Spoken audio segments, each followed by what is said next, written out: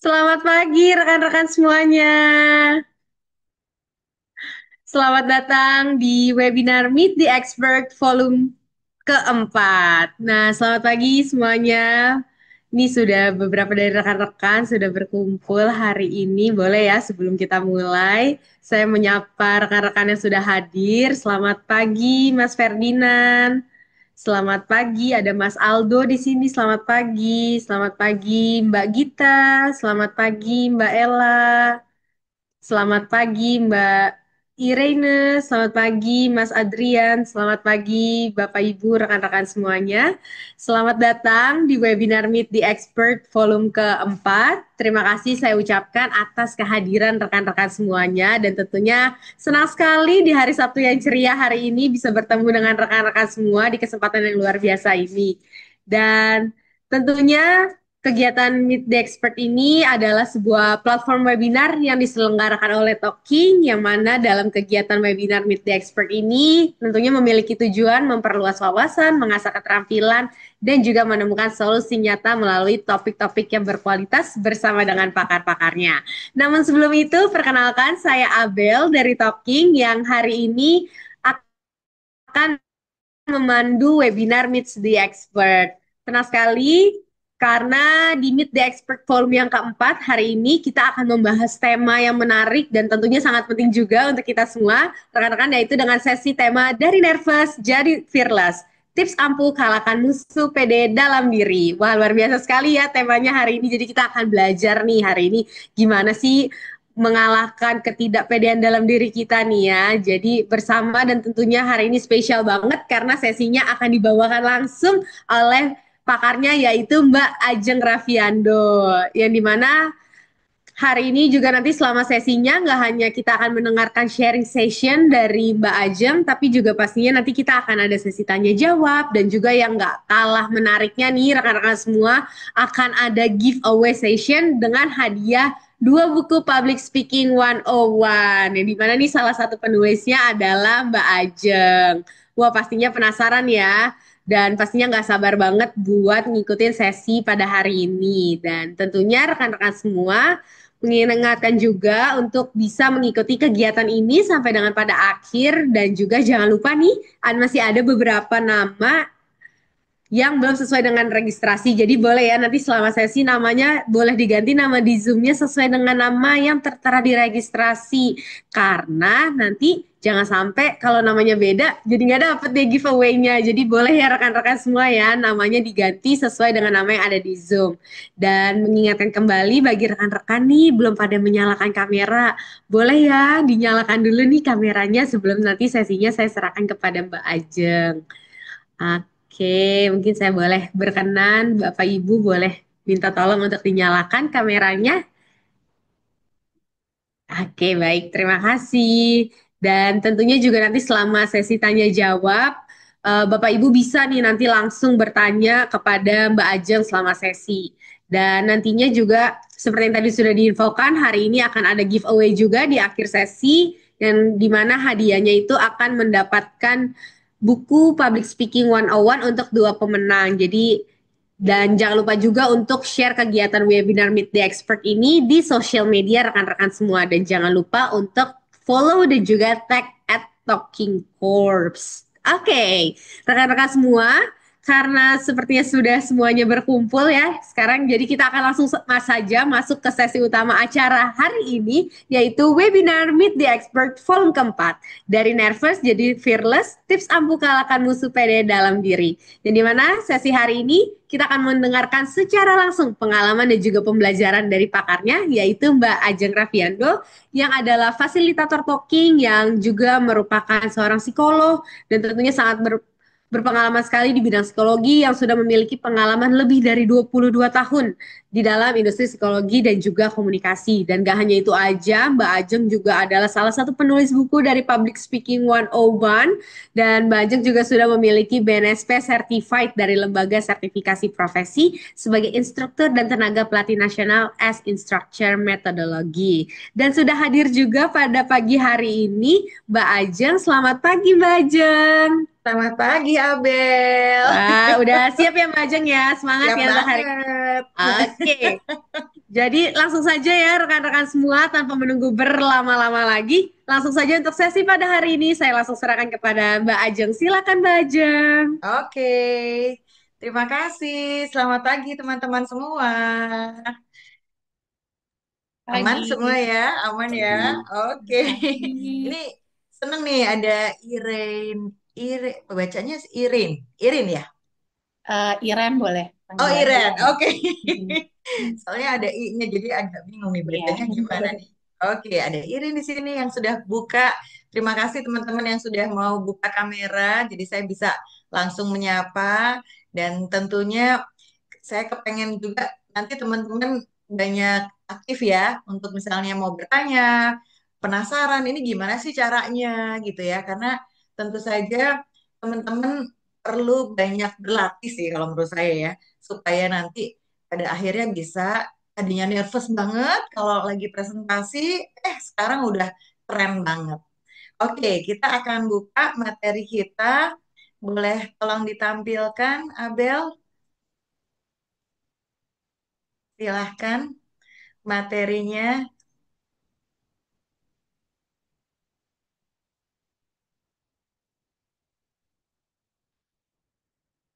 Oke, ya, kita akan bahas dari nervous jadi fearless. Ada 3 trik ampuh kalahkan musuh pede dalam diri. Jadi sebenarnya saya pengen tanya dulu sih sama teman-teman semua. Nanti mungkin boleh di-share ya di chat ya. Siapa yang kalau lagi presentasi itu bikin kita jadi deg-degan banget, terus hilang semua apa yang mau dikatakan, padahal kayaknya udah latihan, udah pakai persiapan, udah segalanya gitu ya. Tapi tiba-tiba pas waktu tampil udah nggak ada semua tuh gitu ya di pikiran kita gitu ya. Saking nervousnya, saking paniknya, saking kita jadi ngerasa, loh kemarin kayaknya udah belajar banyak, udah bisa harusnya gitu ya. Tapi kenapa ya kok pada akhirnya waktu tampil nggak bisa seperti apa yang kita harapkan gitu. Ada yang merasa seperti itu? Saya. Asik, Iren langsung ya. Itu aku banget kata Iren gitu ya. Ada yang lain yang merasa begitu juga? Boleh loh kita Ya, sharing-sharing di Mbak. sini ya.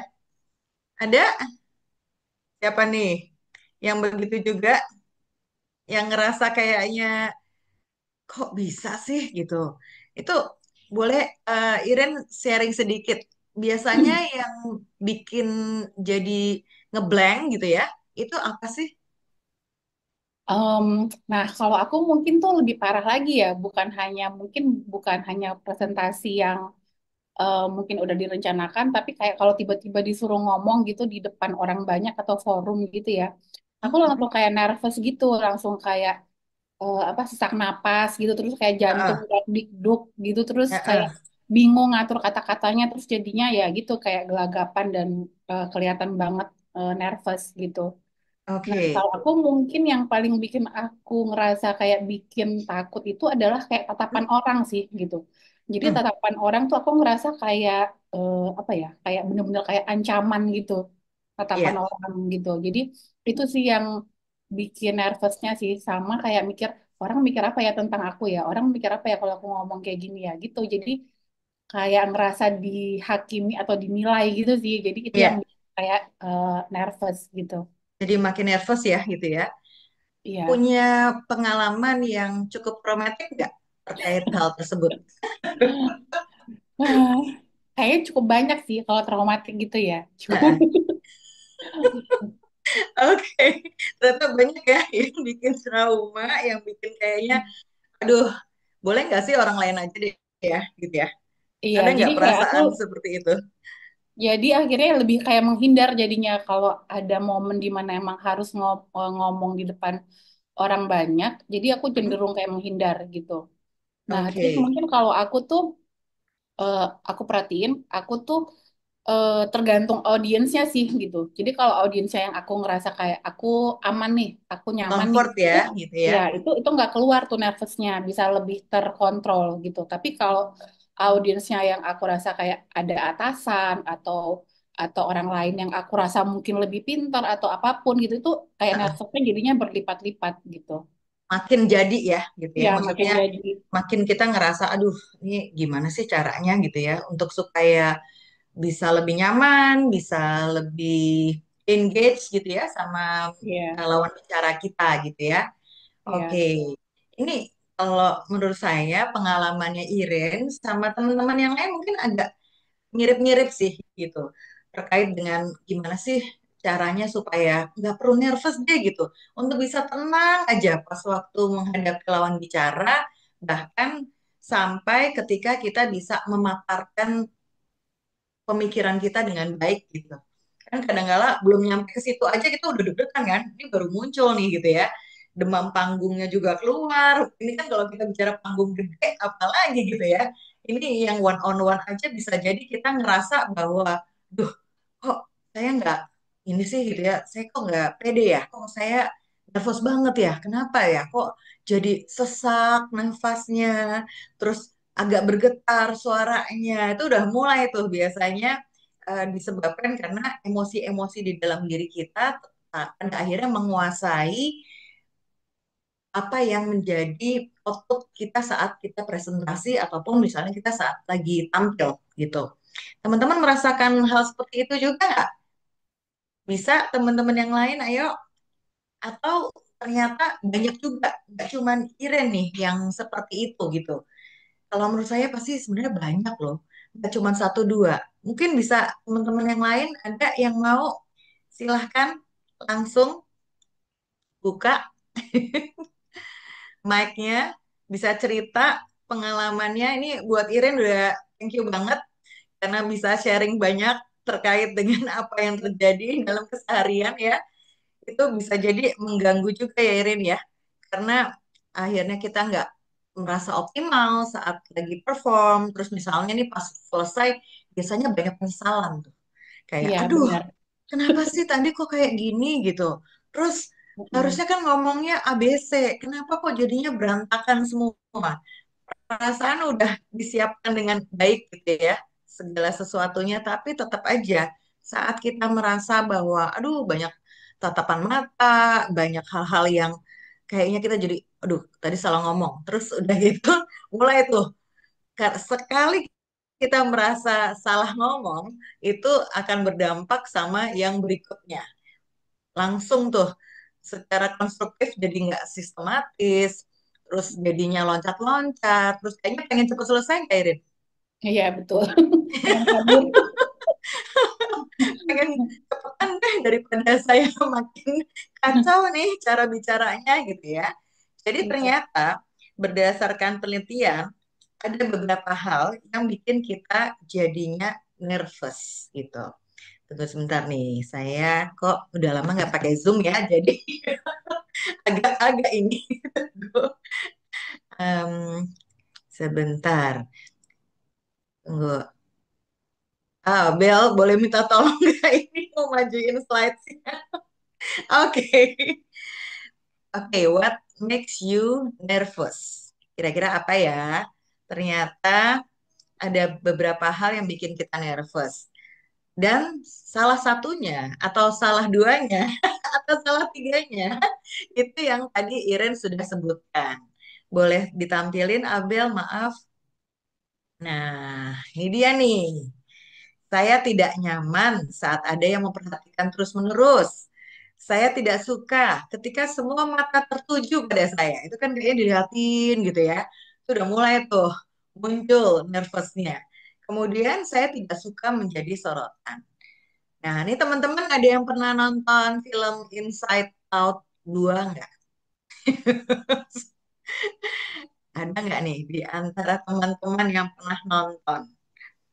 Kalau pernah nonton film Inside Out 2, sebetulnya di situ banyak pembelajaran terkait dengan emosi-emosi. Jadi hal-hal yang bikin kita jadi nervous, termasuk misalnya kita jadi muncul kecemasannya. Jadi anxiety gitu ya. Kalau ada lagunya yang bikin kita jadi sadar bahwa oh iya ya, ternyata seringkali saya punya kecemasan tertentu ya. Saat saya lagi tampil, saat saya lagi maju ke depan, saat saya harus ngomong sama bos yang galak gitu ya, atau sama teman-teman yang masih sekolah misalnya yang harus ngadepin apa nih dosennya kalau masih ingat dulu gitu ya. Ini aduh dosen galak banget, udah deh bubar tuh waktu presentasi ya. Saking kita sebetulnya bukan yang nggak menguasai materi, tapi lebih karena kita tidak nyaman saat harus berhadapan sama tatapan mata. Kita nggak nyaman saat ada orang yang memperhatikan kita terus-menerus. Pada akhirnya ada respons dari tubuh kita. Termasuk salah satunya, misalnya nih, waktu kita maju, terus kita tanpa sadar jadinya nunduk, gitu ya.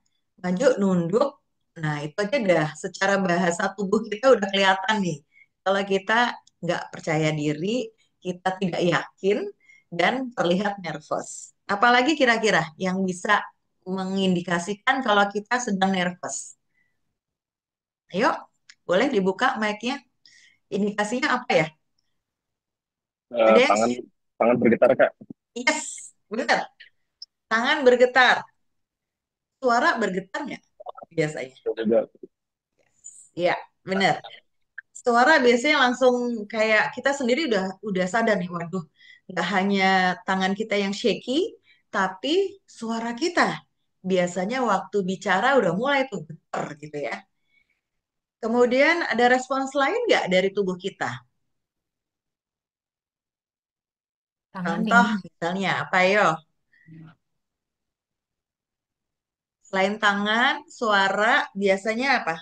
Telinga mulai agak panas. Ada nggak yang ngerasain gitu? Ya, jadi ternyata dampak dari nervous tadi secara ketubuhan kita itu signifikan loh teman-teman. Biasanya nih ya, kalau ada butterfly in my stomach gitu ya, saat kita deg-degan, perut tuh udah mulai tuh bergejolak gitu ya, saking kita deg-degan banget.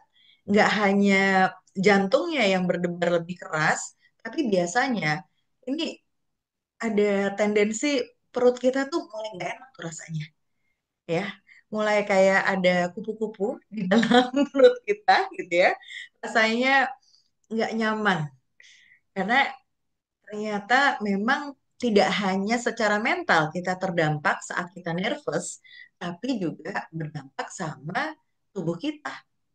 Jadi bahasa tubuh kita saat kita tampil itu terlihat loh teman-teman ya. Jadi kalau misalnya ngerasa, aduh ini kuping udah mulai agak-agak anget gitu ya, atau misalnya kita ketemu sama seseorang yang kita suka deh, pasti pernah dong ya naksir gitu ya, atau agak-agak crush gitu ya sama seseorang.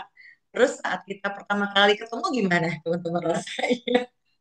Ada yang ingat debar-debarnya gitu ya? Itu biasanya sama nih. Jadi kalau itu positif dalam artian itu perasaannya senang, tapi sayangnya kalau kita mau presentasi itu belum tentu dampaknya positif ya, gitu ya. Kalau kita ketemu sama kelas kita kan nervous-nervousnya tapi happy gitu ya. Cuman gimana nih caranya kita bikin nervous kita saat lagi presentasi, lagi harus ketemu sama rekan bisnis gitu ya. Gimana caranya nervousnya dibikin supaya jadi positif gitu ya. Padahal ini kan sesuatu hal yang penting gitu. Oke, yuk sekarang kita lanjut nih ya. Jadi ini bener ya, setuju ya teman-teman semua ya. Nggak suka ketika semua mata tertuju, nggak nyaman kalau diliatin terus. Kemudian nggak suka aja jadi sorotan. Kayaknya pengen ngumpet aja di belakang layar deh, gitu ya. Bener ya? Oke, yuk kita lanjut. Boleh? Next, Abel. Silahkan langsung. Nah, ternyata ini penelitian ya yang bilang gitu ya. Ada kondisi bahwa 75% dari banyak masyarakat nih, banyak orang gitu ya, itu memang anxious loh waktu harus melakukan public speaking. Bahkan lebih dari 70% itu saat ada kondisi dia harus jadi spotlightnya gitu ya, jadi yang sorotannya gitu. Itu rasanya kayak, duh, ini orang-orang lihatnya gimana ya gitu. Terus mulai jadi nervousnya nggak hanya masalah kapasitas diri, tapi juga penampilan kita. Benar nggak? Jadi mikir, aduh ini bajunya udah bener nggak ya? Gitu ya. Rambutnya gimana nih? Atau udah oke belum ya tampilan saya secara total look-nya gitu ya. Terus pemikirannya adalah saat kita ditatap sama banyak orang, kita mikirnya mereka itu lebih negatif thinking loh terkait sama diri kita. Ini pemikiran kita ya. Jadi perspektifnya kita, point of view-nya kita. Kita ada yang disebut the liking gap. Jadi kayak mikirnya bahwa nih orang-orang kayaknya nggak bakal happy deh sama penampilan saya gitu. Kayaknya mereka akan lihat misalnya kita pakai bajunya apa gitu ya. Kita jadi mikirnya, aduh bajunya oke nggak ya? Kayaknya yang kok pesertanya lebih rapi ya daripada saya. Gitu. Aduh kayaknya salah kostum deh gitu ya. Aduh gimana nih gitu. Itu banyak tuh pemikiran-pemikiran terkait dengan hal yang sebetulnya nggak gitu loh. Ini audiens kita nggak mikir seperti itu. Teman-teman pernah dengar first impression? Pasti pernah dengar ya. Oke, apa pemikirannya teman-teman terkait sama first impression?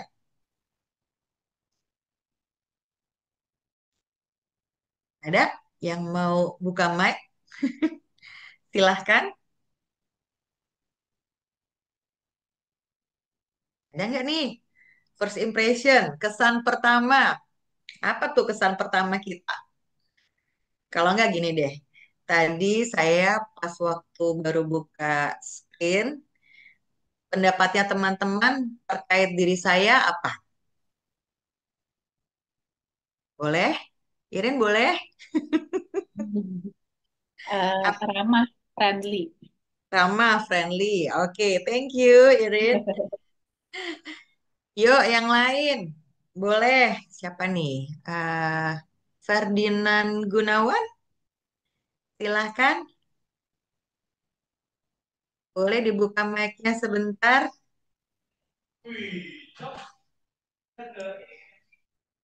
Ada Ferdinand Gunawan. Siapa lagi nih? Ayo, boleh teman-teman buka mic-nya.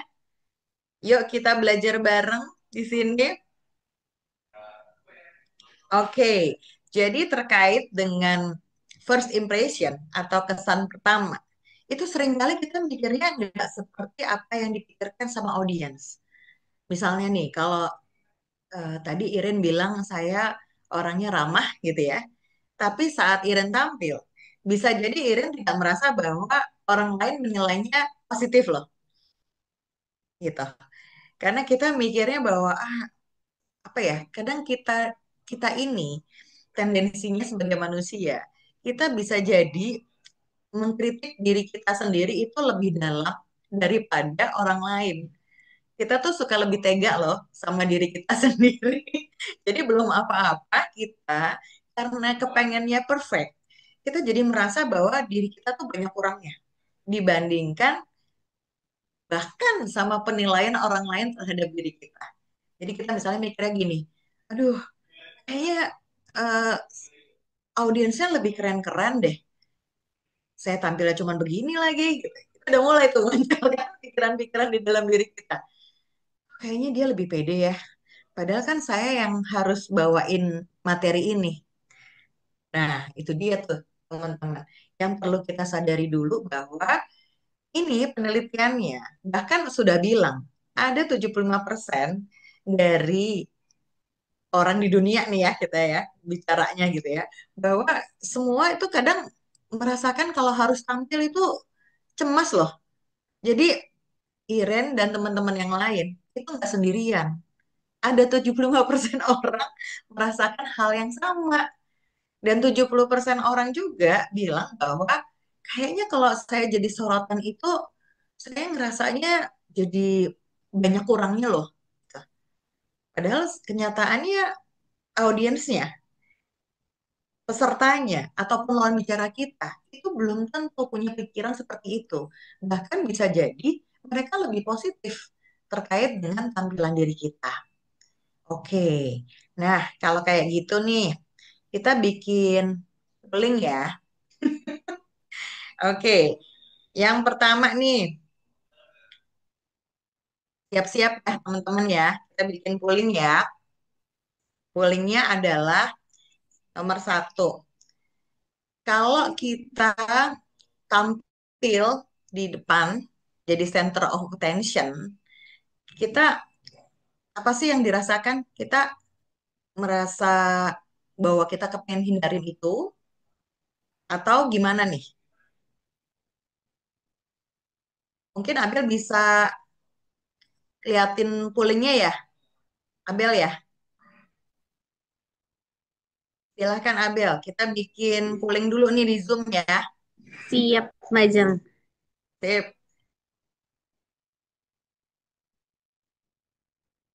Ayo diisi pollingnya. Satu, avoid activities in which I am the center of attention. Pilihannya dari not at all, kemudian a little bit, somewhat, very much, atau extremely. Yuk, bikin dulu tuh pollingnya. Silahkan Abel.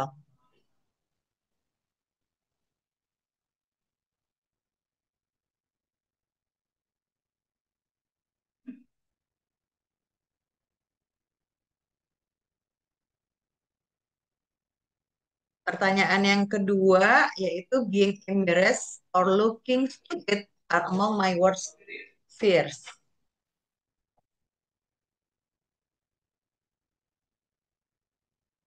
Ya, oke. Diisi ya teman-teman ya. Pilihannya not at all itu nol, a little bit satu, somewhat dua, terus very much tiga, dan extremely itu empat. Ya, diisi dulu pollingnya.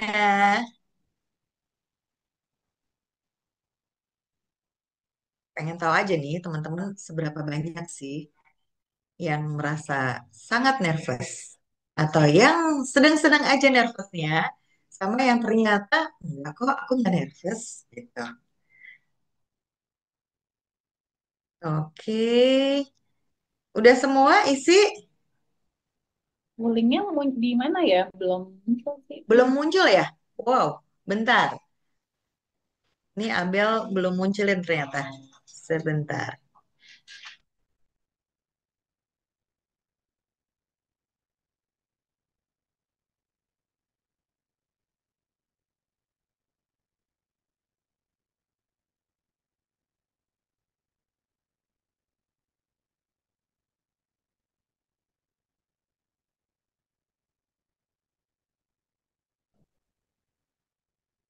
Udah muncul belum? Belum ya? Oke, sebentar.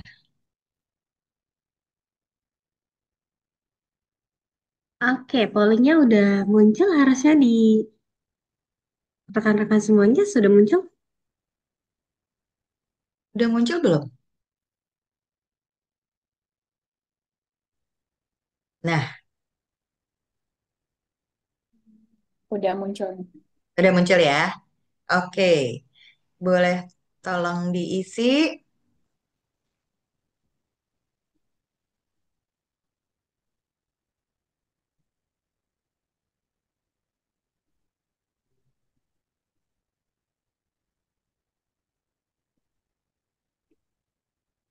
Ayo teman-teman yang lain tolong diisi.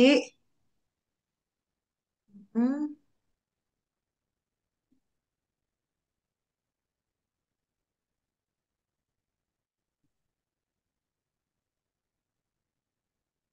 udah semua belum nih? Baru 5 ya? Yuk teman-teman diisi dulu.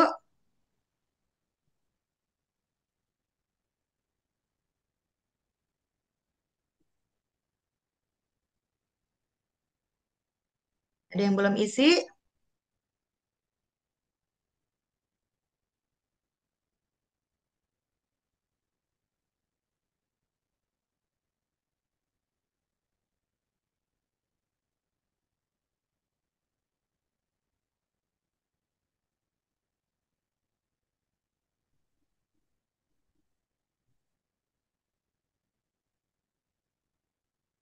Ayo yang belum isi.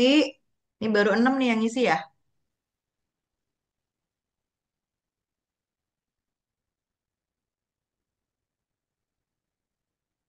Yuk, yuk diisi. Sudah 7.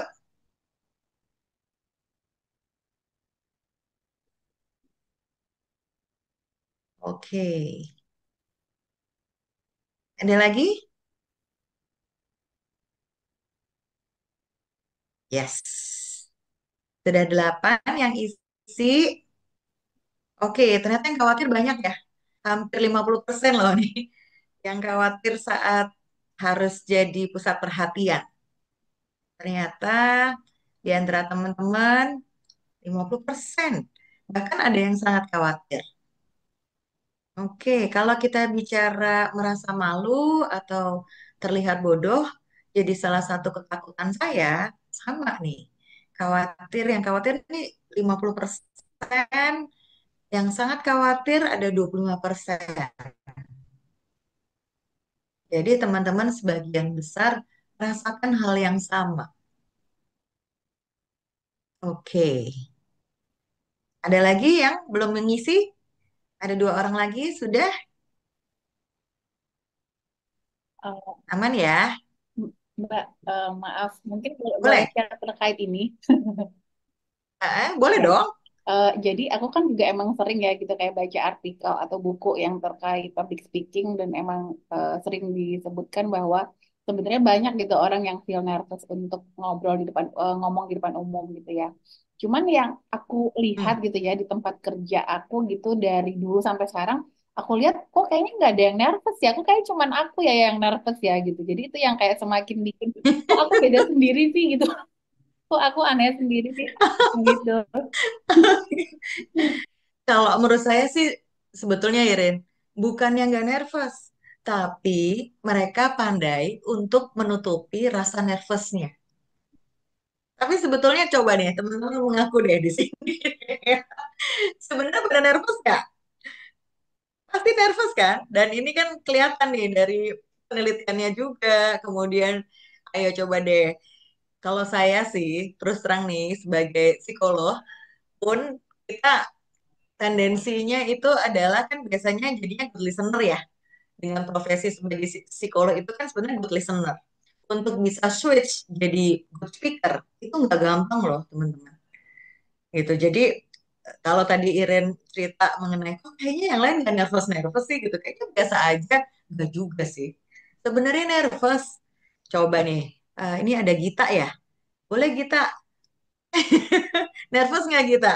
Sebenarnya Nervous. nervous banget atau tadi ngisinya nomor berapa tuh?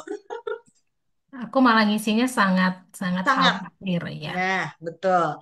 Jadi Iren gak sendirian. Nih ada Gita juga yang bahkan ngisinya sangat khawatir gitu ya. Cuman kembali lagi nih, saat nanti kita betulan tampil, tergantung orangnya. Ada orang yang bisa menutupi kenervosannya tadi gitu, tapi ada juga orang-orang yang sulit untuk bisa mengcover itu. Walaupun sebetulnya dia pengennya tampilnya nggak gitu ya gitu. Pasti kan kita kan pengennya tampilnya percaya diri dong. Siapa sih yang nggak pengen gitu ya? Tapi tendensinya tuh kayak gitu. Yuk kita balik lagi ke slides yuk. Jadi tadi kan saya udah bilang nih, penelitiannya udah kasih tahu kita mengenai 75% orang anxious loh saat tampil, cemas loh gitu. Ini kan memang data yang sahih ya gitu, bukan kita bikin gitu, tapi memang penelitiannya bilang seperti itu. Jadi gimana nih? Merasa banyak teman nggak? Kalau saya bilang nih temennya sebenarnya banyak loh, nggak kita sendirian. Jadi boleh next, Abel.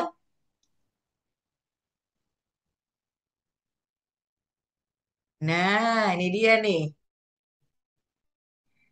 Kalau 3 dari 4 orang merasakan seperti kita, itu berarti bukan kita. Bukan kita diri kita sendiri aja loh gitu. Tapi ini manusiawi. It's human. Kita seringkali memang merasa demikian. Jadi kalau misalnya nih ada orang yang bilang, eh tadi sebenarnya Irin juga sempat ngomong Recording sih stopped. mengenai bahwa kalau sama orang-orang yang kita sudah biasa, kita nyaman sama orang-orang tersebut, kayaknya lebih pede ya, nggak terlalu nervous dibandingkan sama orang-orang yang bisa aja kita anggap orang tersebut punya karakteristik tertentu, misalnya bos kita atau yang lebih tinggi jabatannya atau orang-orang yang kita anggap senior, ahli di bidangnya, itu biasanya bikin kita jadi nervous gitu. Bener nggak? Setuju nggak nih teman-teman? Itu yang dirasakan atau enggak? Jadi, kalau 2/3 dari manusia di dunia ini mengalami gugup saat harus bicara di depan umum, itu berarti memang wajar nggak kita merasa cemas? Kalau saya sih bilangnya wajar loh. Itu normal kita merasa cemas. Cuman kembali lagi nih, ada orang yang terlihat cemas atau enggak gitu ya. Kemudian juga em, kalau kita meremehkan mengenai audiens itu ngelihatnya seperti apa. Tadi saya udah contohin tuh mengenai first impression ya gitu. Kadangkala kita mikirnya seperti apa, audiens kita nggak mikir seperti itu loh. Bisa jadi audiens kita melihat kita tuh baik-baik aja, nggak seperti yang kita pikirkan kita banyak kurangnya. Audiensnya ternyata lebih positif thinking ya mengenai diri kita sendiri daripada kitanya loh gitu saat tampil. Jadi kalau kita merasa bahwa kitanya sendiri nggak percaya diri, kitanya nervous, jangan lupa bahwa itu akan juga terlihat loh saat kita tampil. Tadi saya sempat sharing terkait sama body language-nya kita. Bahasa tubuhnya kita tuh kelihatan loh saat kita nggak nyaman sama diri kita sendiri. Dan gimana nih cara kita untuk mengatasi hal tersebut? Kita perlu memahami dulu sih mengenai nervousnya kita tuh kenapa ya gitu. Yuk, boleh lanjut Abel. Next. Ya, oke. Jadi ada understanding the source of nervousness. Fear is a cognitive event. It depends on memories, expectation, and conceptual action systems. Jadi, yang namanya takut tadi itu kan bagian dari cara berpikirnya kita. Jadi, tadi saya sempat bertanya mengenai ada nggak peristiwa-peristiwa yang traumatik terkait dengan kita tampil. Itu biasanya berdampak sama diri kita. Karena itu tersimpan di dalam ingatan diri kita. Ada tuh flashbacknya gitu ya. Mungkin kita boleh sharing sedikit nggak? Pernah nggak ngerasain ada hal yang inget banget terkait dengan ketika kamu tampil? Kalau aku pengalamannya kayaknya ada ini sih Mbak Jeng. Kalau di masa kecil aku itu kayak ada kayak trauma dibilangin orang tua itu misalnya apa bodoh gitu misalnya ya. Ya. Terus Mhm. nggak boleh ngebantah gitu kan, nggak boleh ngebantah. Jadi kita nggak dibiarkan untuk mengungkapkan apa yang kita pikirin. Kalau aku bukan hanya takut untuk tampil, Lajeng, aku juga kadang nyusun kata-kata untuk mengungkapkan perasaan aku juga sulit. Nah, ini kayak aku Hmm. ngomong sama Mbak Ajeng aja. Eh, itu sebenarnya ini benar nggak sih yang mau aku ungkapin gitu. Jadi Ngomongin ya. iya benar. Jadi kayaknya traumanya aku itu lebih Recording ke in progress. pengalaman Hmm. experience yang dulu-dulu, yang ada kata-kata yang bilang aku itu misalnya bodoh atau nggak boleh membantah, nggak boleh ngomong gitu sih Duh, pengalamanku. oke. Thank you so much ya kita ya mau sharing ini. Saya yakin teman-teman yang lain juga punya pengalaman yang relevan, relate sama apa yang dikatakan sama Gita tadi gitu. Bahwa pengalaman kita di masa lalu, baik terkait dengan lingkungan kita, biasanya sih juga faktor keluarga ya gitu ya. Keluarga itu menurut saya sangat berdampak terkait dengan kepercayaan diri kita, self esteem kita itu semua berawal dari keluarga. Kenapa demikian? Karena ya kita dibesarkan dan lama durasinya sama keluarga kita sendiri. Apalagi kalau kita bicara terkait sama orang tua. Jadi kalau saya bilang sih gini nih, kadang-kala kita tidak bisa Recording memungkiri stopped. bahwa apa yang orang tua kita lakukan itu pasti ada impact-nya kan sama diri kita gitu ya. Jadi misalnya kalau tadi kita sharing mengenai kadang-kadang seringkali dikritik sama orang tua sendiri gitu ya. Atau misalnya ada nggak di sini yang merasa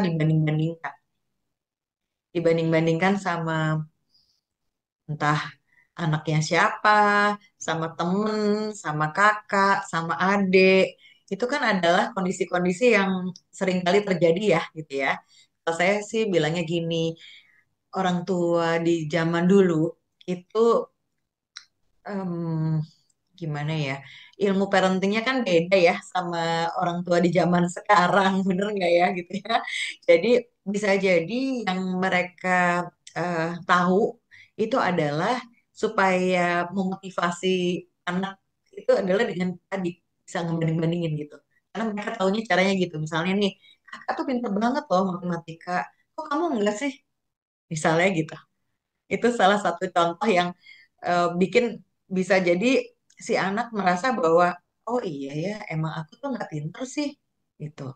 Jadi eh, cara orang tua yang bisa jadi tujuannya memotivasi loh gitu supaya kita lebih giat, kita lebih tekun gitu ya. Tapi cara-cara tertentu tadi bisa jadi justru bikin kita malah frustrasi.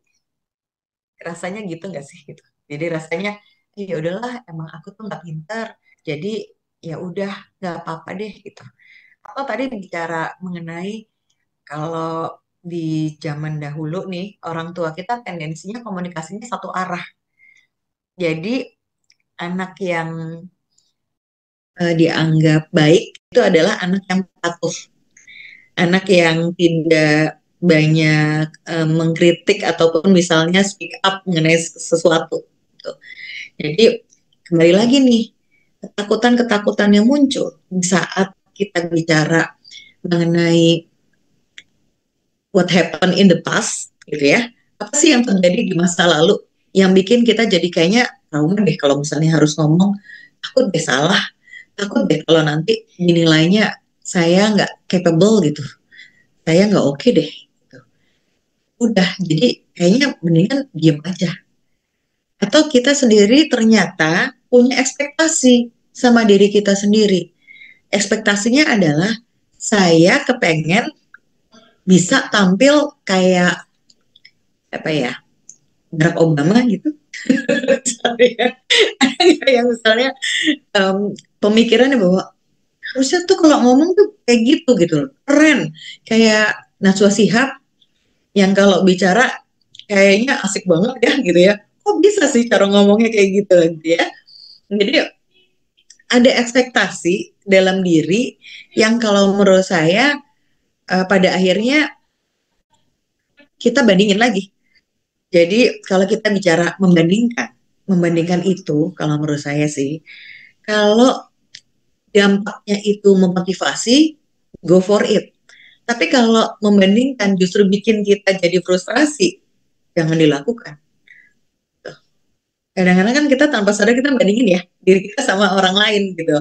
Langsung aja gitu kayak, wah kok dia lebih keren sih? Padahal kan saya udah latihan dari kemarin, kok nggak bisa ya? Sementara kok dia, wih, gitu ya. Tapi kita nggak pernah tahu prosesnya seperti apa, gimana caranya. Dia latihan mungkin berjam-jam, tapi ngakunya kemarin tidur gitu ya. Jadi pernah nggak ketemu nih kalau waktu zamannya lagi sekolah ya, ketemu sama temen yang kita tanya, kamu kemarin belajar nggak gitu ya? Terus dia bilang, enggak tuh ketiduran gitu. Tapi nilainya paling tinggi gitu ya. Pernah kan? Ada nggak tuh teman-teman yang kayak gitu ya?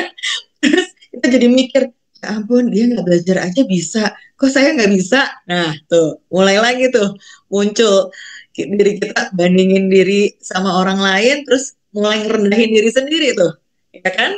Jadi ekspektasinya seperti apa? Kemudian baik terkait sama pengalaman di masa lalu dan ekspektasi-ekspektasi yang kita miliki, maupun bisa jadi itu ekspektasi dari orang-orang di lingkungan kita. Itu bisa berdampak sama konseptual action systems kita. Jadi secara konseptual kita tuh jadi mikirnya macam-macam. Ada yang overthinking nggak di sini? Itu Iren sama kita langsung ada banyak nggak gitu kan ya. Nggak cuman, tapi ingat nggak cuman Iren sama Gita loh. Coba ini ada Adrian, ada Anissa, ada Najma, ada Virus, gitu juga nggak? Ayo, ngerasa nggak kalau misalnya suka overthinking? Boleh Adrian? Ya Kak, terlebih pas mungkin pas waktu interview sama untuk kerjaan Kak. Jadi Kak, saya seperti yang dijelaskan tadi, saya tuh punya ekspektasi yang tinggi untuk apa ya, kayak ngasilin profil yang bagus gitu. Tapi karena terlalu overthinking jadinya jadi nervous gitu. Iya kan? Overthinking macam-macam kan? Aduh, belum lagi kalau pakai lagi overthinking gitu yang keluar jadinya salah Iya, ngomong tuh, ya kan? kadang intonasi juga Akhirnya gitu. nggak teratur.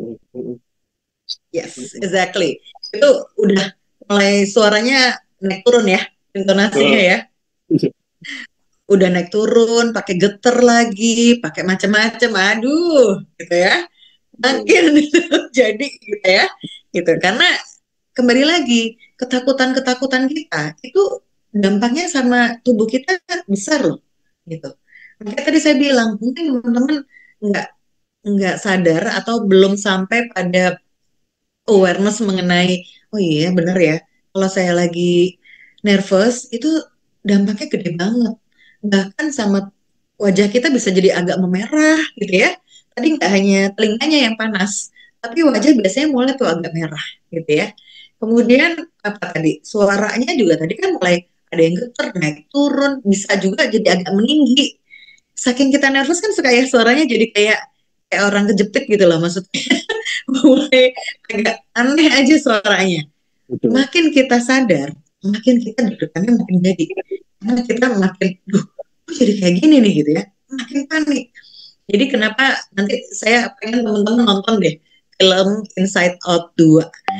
Itu dia sampai nyaris pingsan loh gitu. Saking stresnya gitu ya. Saking ya ampun kok bisa begini. Kayaknya kita dalam pusaran kecemasan yang pada akhirnya dampaknya kemana-mana. Tuh. Oke, kita lanjut ke slides yang berikut. Boleh Abel, slides-nya lagi.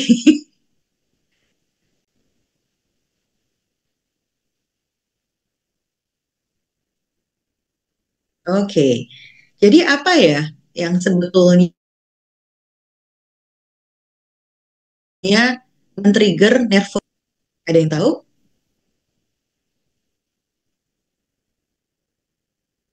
Kita kepikiran sesuatu, apa tuh yang muncul saat misalnya nih lagi nervous, terus kayaknya langsung ada sesuatu hal yang men-trigger gitu. Misalnya nih, kayak tadi orang menatap kita, terus kita jadi mikir, ada yang salah ya sama saya gitu. Ada nggak perasaan kayak gitu? Kalau pengalaman aku sih waktu ditunjuk aja udah nervous sih, Mbak. Jadi misalnya nama aku misalnya disebut maju gitu ya. Ya. Atau mungkin waktu di sekolah aja, di sekolah misalnya Gita gitu kan, terus Ya. pas penunjukan aja aku udah ngerasain nervousnya ini apa, kenapa nih aku salah nggak gitu, atau Mm-mm. apa yang terjadi nih gitu.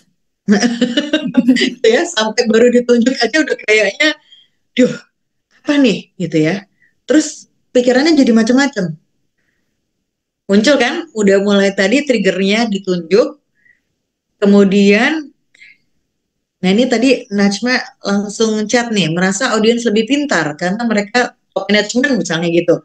Jadi pas waktu kita ditunjuk, terus kita disuruh sharing mengenai apa yang sudah kita kerjakan, bisa jadi apa? Hilang semua tuh, ya nggak? Udah nggak inget semua. Aduh, tadi apaan ya? Karena nervousnya menguasai diri kita. Bikin kita jadinya nggak bisa speak up. Bikin kita jadi hilang tuh semua yang ada di ingatan kita mengenai apa yang sebetulnya bisa saya sharing sama audiens saya. Gitu. Jadi munculnya emosi-emosi tertentu itu yang biasanya membuat kita jadi makin nervous. Jadi misalnya kalau tadi Gita waktu ditunjuk, yang muncul adalah takut, jadi cemas, jadi nggak kepengen disalahin gitu ya. Maksudnya takut gagal juga pas ditunjuk gitu. Aduh nanti kalau nggak bisa gimana nih gitu ya. Boleh sharing yang berikut, Abel? Nah, ini nggak? Aduh, langsung gitu. Langsung gitu.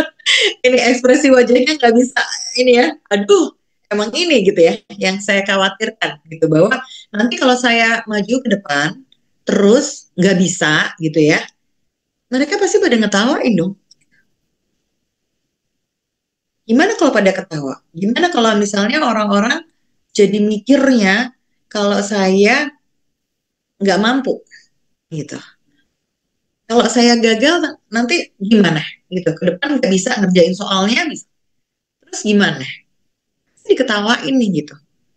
Jadi ini hal yang sebetulnya teman-teman rasain kan? Benar nggak? Ngerasa nggak gini? Aduh, nanti diketawain, nanti dipikirnya saya nggak pinter, nanti dipikirnya, udah mulai tuh overthinkingnya overload ya. Nggak cuma overthinking aja, tapi udah macam-macam nih di pikiran kita. Boleh next? Ya, jadi nervous itu adalah self-defense in action. Jadi tanpa kita sadari, pikiran kita itu sudah sampai pada worst case-nya, yang terburuk yang akan terjadi, padahal belum terjadi. Kebayang nggak, teman-teman? Seperti apa? Jadi karena kita punya mekanisme pertahanan diri dalam pemikiran kita, kita ini udah sampai kepada yang paling buruknya tuh kayak gimana sih? Ya tadi misalnya kalau saya nge-freeze, mereka pasti jadi pada ketawa nih, gitu.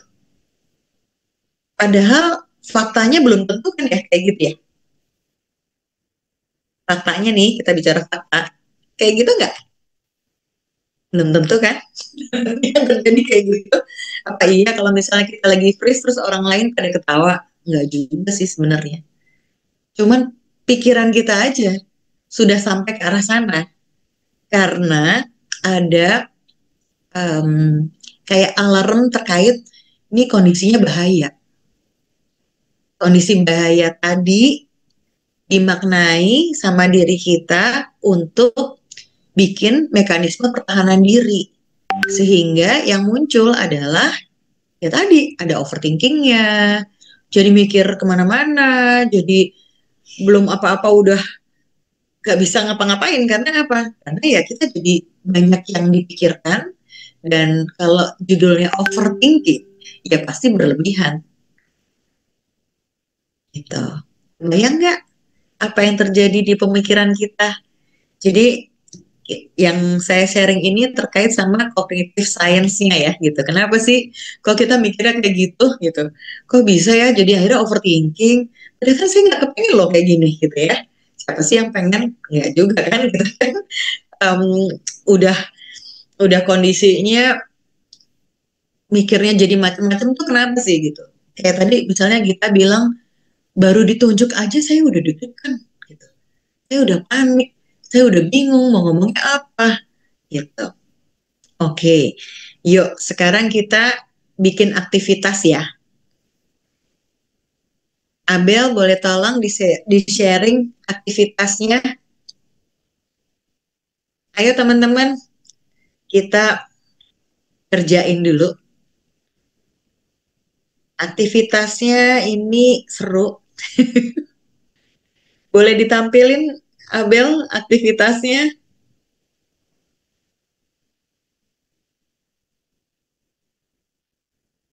Ya,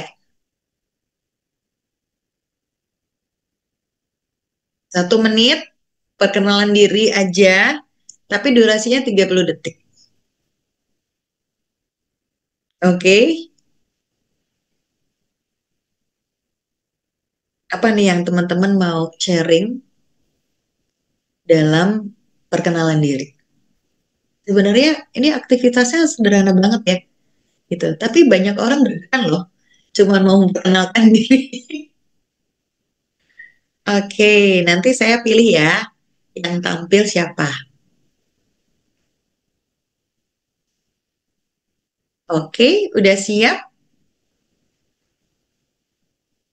Aman ya? Daripada saya tunjuk, ada yang mau duluan? Supaya nggak pakai deg-degan ditunjuk. Ada yang mau duluan kah? Kalau enggak, saya tunjuk nggak apa-apa ya. Jangan jadi nervous ya. Oke, yuk saya mau minta siapa dulu ya? Adrian deh, boleh ya Adrian ya? Oke, Nanti Kak. Adrian boleh nunjuk yang lain. Oke, boleh.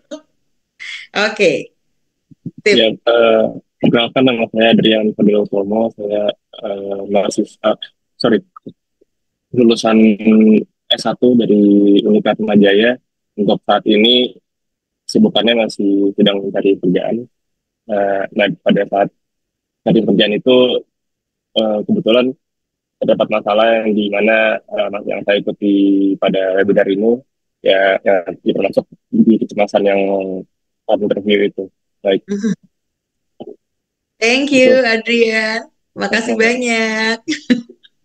Oke, Adrian mau tunjuk siapa? Eh, boleh ke Irin. Silakan Irin.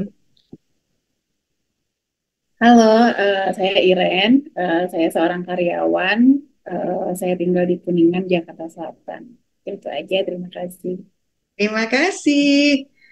Oke, lanjut Irin mau pilih siapa? Gita. Gita.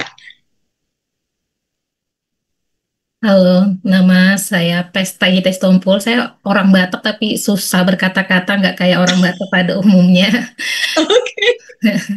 Saya ikut webinar ini. Saya seorang pegawai negeri, pegawai BUMN di Bank BNI. Kalau saya sebut, saya seorang supervisor di sana dan kerja udah lama. Cuman dan saya juga dalam pekerjaan banyak yang muji sih, mulai dari sekolah sampai sekarang. Tapi memang untuk ngomong, walaupun apa itu saya buat tuh materinya, agak takut untuk show atau sampai pemimpin saya bilang tunjuk diri, jual diri, bahasanya jual diri karena saya Iya. nggak pernah nggak bisa mampu untuk melakukan Gita, itu. kok kita sama banget.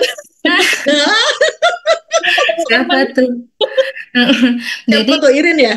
ya Irin. Jadi orang itu suka dorong-dorong aku untuk maju-maju gitu karena mereka tahu aku bisa, tapi aku sendiri juga nggak ngerasa aku bisa. Aku takut salah ngomong, salah ini gitu. Tapi yang tadi saya bilang tuh Mbak Iren, kayaknya di ininya saya tuh masa lalu itu masih ngelekat gitu. Apakah saya ada gangguan psikologi atas apa yang saya alami di masa lalu? Nah ini makanya saya pengen ikut. Saya mau cari masalah saya di mana sih gitu. Padahal saya mampu sebenarnya. Terima kasih, Mbak Oh, Ida. keren, keren. Gita ini udah memperlihatkan nih bahwa ya berangsur-angsur kita coba untuk mengenali diri, kita punya awareness mengenai diri kita, dan pada akhirnya kita mencoba untuk menerima kondisi saya sekarang emang seperti ini. Terus apa nih yang perlu kita lakukan? Nanti kita belajarin lagi ya. Oke, kita mau tunjuk siapa? Aku mau ke Nasma yang bilang overthinking itu hobi sama kayak aku sepertinya. Ayo Najma. Eh, Maaf ya Kak, aku izin off cam karena lagi sakit. Nggak Oke. apa-apa, silahkan.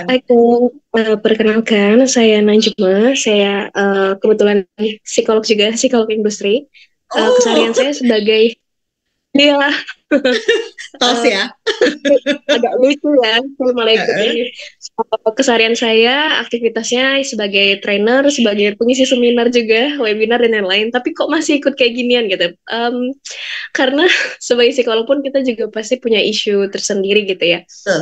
Dan saya pengen terus belajar aja, dan belajar tuh nggak ada kata selesai. Dan ini pun saya deg-degan banget cuman perkenalan. Dan jadi di komen itu tuh, yang di komentar tadi itu saya deg-degan waktu itu ngisi seminar di Pertamina. Itu tuh semuanya ada 250 audiens offline, dan di depannya itu top manajemen. Itu tuh kayak apa bahasanya? Kadang kita perlu dihadapkan next level, terus naik gitu ya. Sampai kita di mana?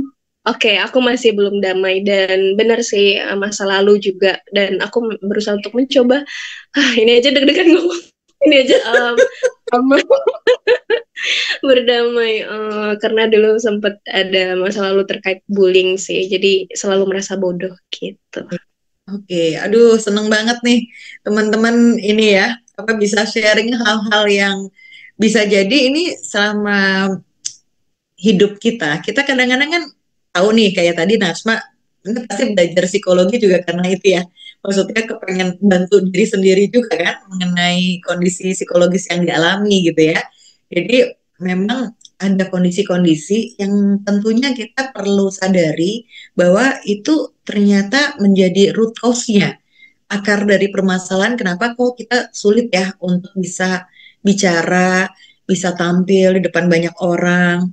Kalau tadi Najma bilang mengenai bahwa Recording in progress. diri kita ini kadangkala walaupun sebagai psikolog ya, saya juga nih Najma, makanya saya tos sama Najma gitu ya. Sebagai psikolog itu memang karakternya kan bisa beda ya gitu. Karakternya ketika kita mau jadi psikolog tuh, kalau kita bercandanya nih ya antar psikolog ya, sebetulnya mau ngobatin orang lain atau ngobatin diri sendiri dulu nih gitu ya. Jadi memang ada kondisi-kondisi tertentu di mana kita sendiri perlu terus belajar. Saya setuju banget sama Nasma bahwa belajar itu nggak ada habisnya, dan bahwa kita perlu sedikit demi sedikit untuk memahami diri kita lebih dalam lagi, dan pada akhirnya kita jadinya bisa lebih confident saat melakukan public speaking. Thank you ya, Asma, thank you. Tadi kita juga, thank you juga buat Irin sama tadi siapa? Satu lagi, kok jadi lupa? Tunggu. Adrian, maaf, ya, sama Adrian, ya. Tadi yang sudah sharing, ada lagi nggak yang mau memperkenalkan diri? Ayo, Nasma, boleh tunjuk siapa yang belum nih? Yang belum Kak Virus ya? Atau Kak Ya. Ferdinand mungkin? Boleh. Kak Virus boleh? Atau, ayo, Virus udah. Nah, silahkan. Halo. Halo. Oke, salam kenal semuanya. Hai. Perkenalkan, nama saya Virus Izasania, biasa dipanggil Vai. Aku merupakan lulusan Fakultas Psikologi Universitas Indonesia. Dan saat ini saat ini aku bekerja di bidang eduteknologi selama 4 tahun terakhir. Salam kenal. Oke, ini Virus sudah mulai lancar ya. Kayaknya ngomongnya juga nggak pakai deg-degan nggak? Sebenarnya kalau Mbak notice, aku tuh kayak kehabisan napas sih sebenarnya. Tapi kayak makanya aku langsung menutup ya supaya nggak kelihatan kayak gitu. Oke. Sebenarnya deg-degan juga ya. Oh, oke. Thank you, Virus. Terus mau kasih ke siapa lagi? Ayo. Yang belum Kak Najmah atau Kak Anissa ya? Yang belum Najma Kak udah. Ferdinand ya? Kak Ferdinand Ferdinand ya? belum. Aku Kak ke Kak Anissa Ferdinand. juga belum. Oke. Eh, Ya udah, aku ke Kak Ferdinand dulu. Yes. Kak Ferdinand, boleh dibuka mic-nya? Kita perkenalan dulu.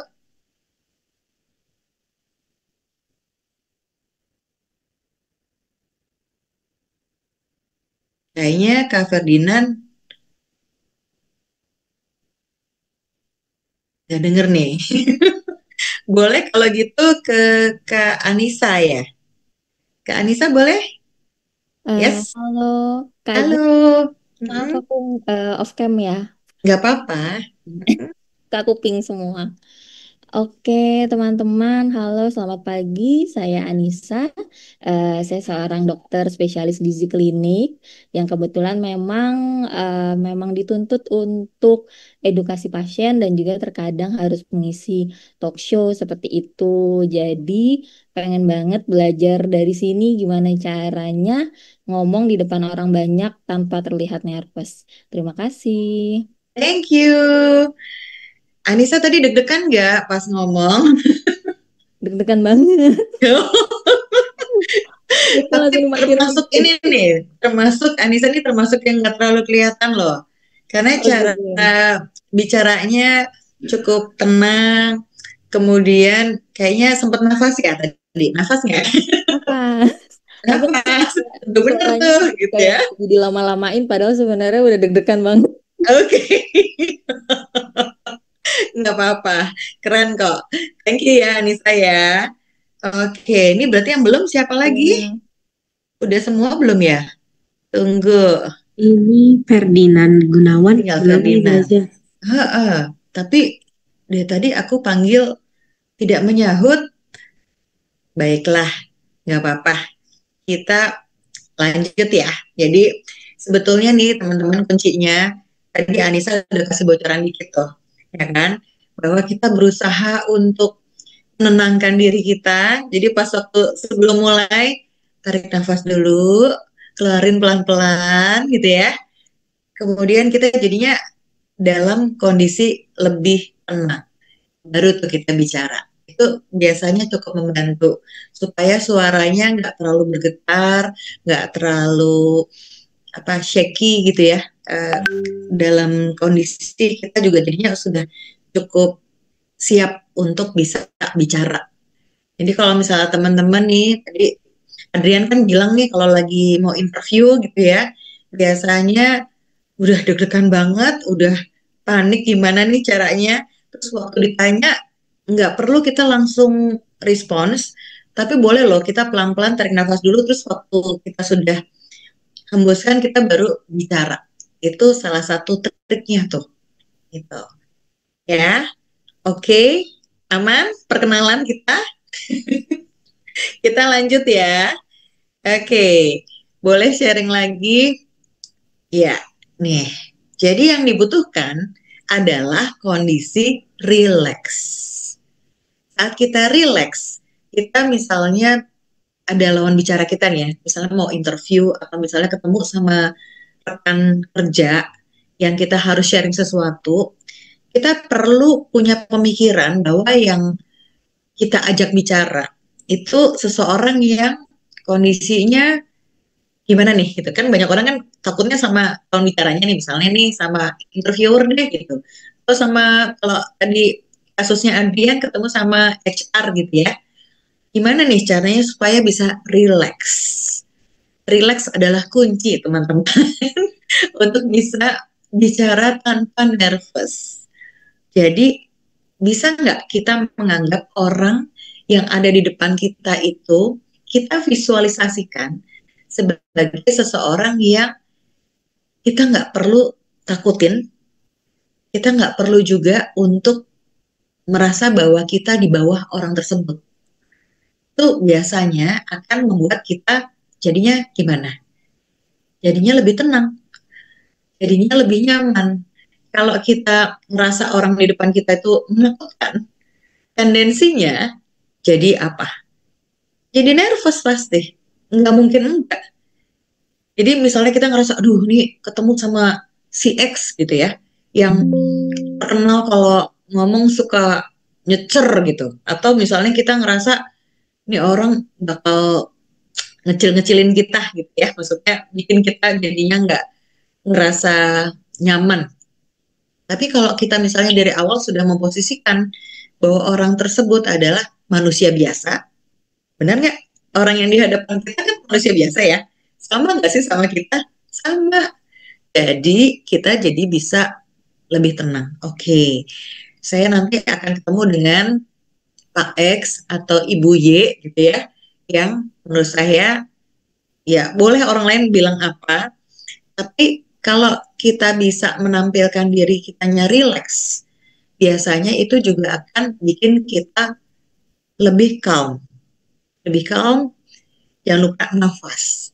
Jadi tendensinya kalau misalnya lagi interview atau lagi ngadepin sesuatu yang serius banget tuh kita suka lupa nafas teman-teman.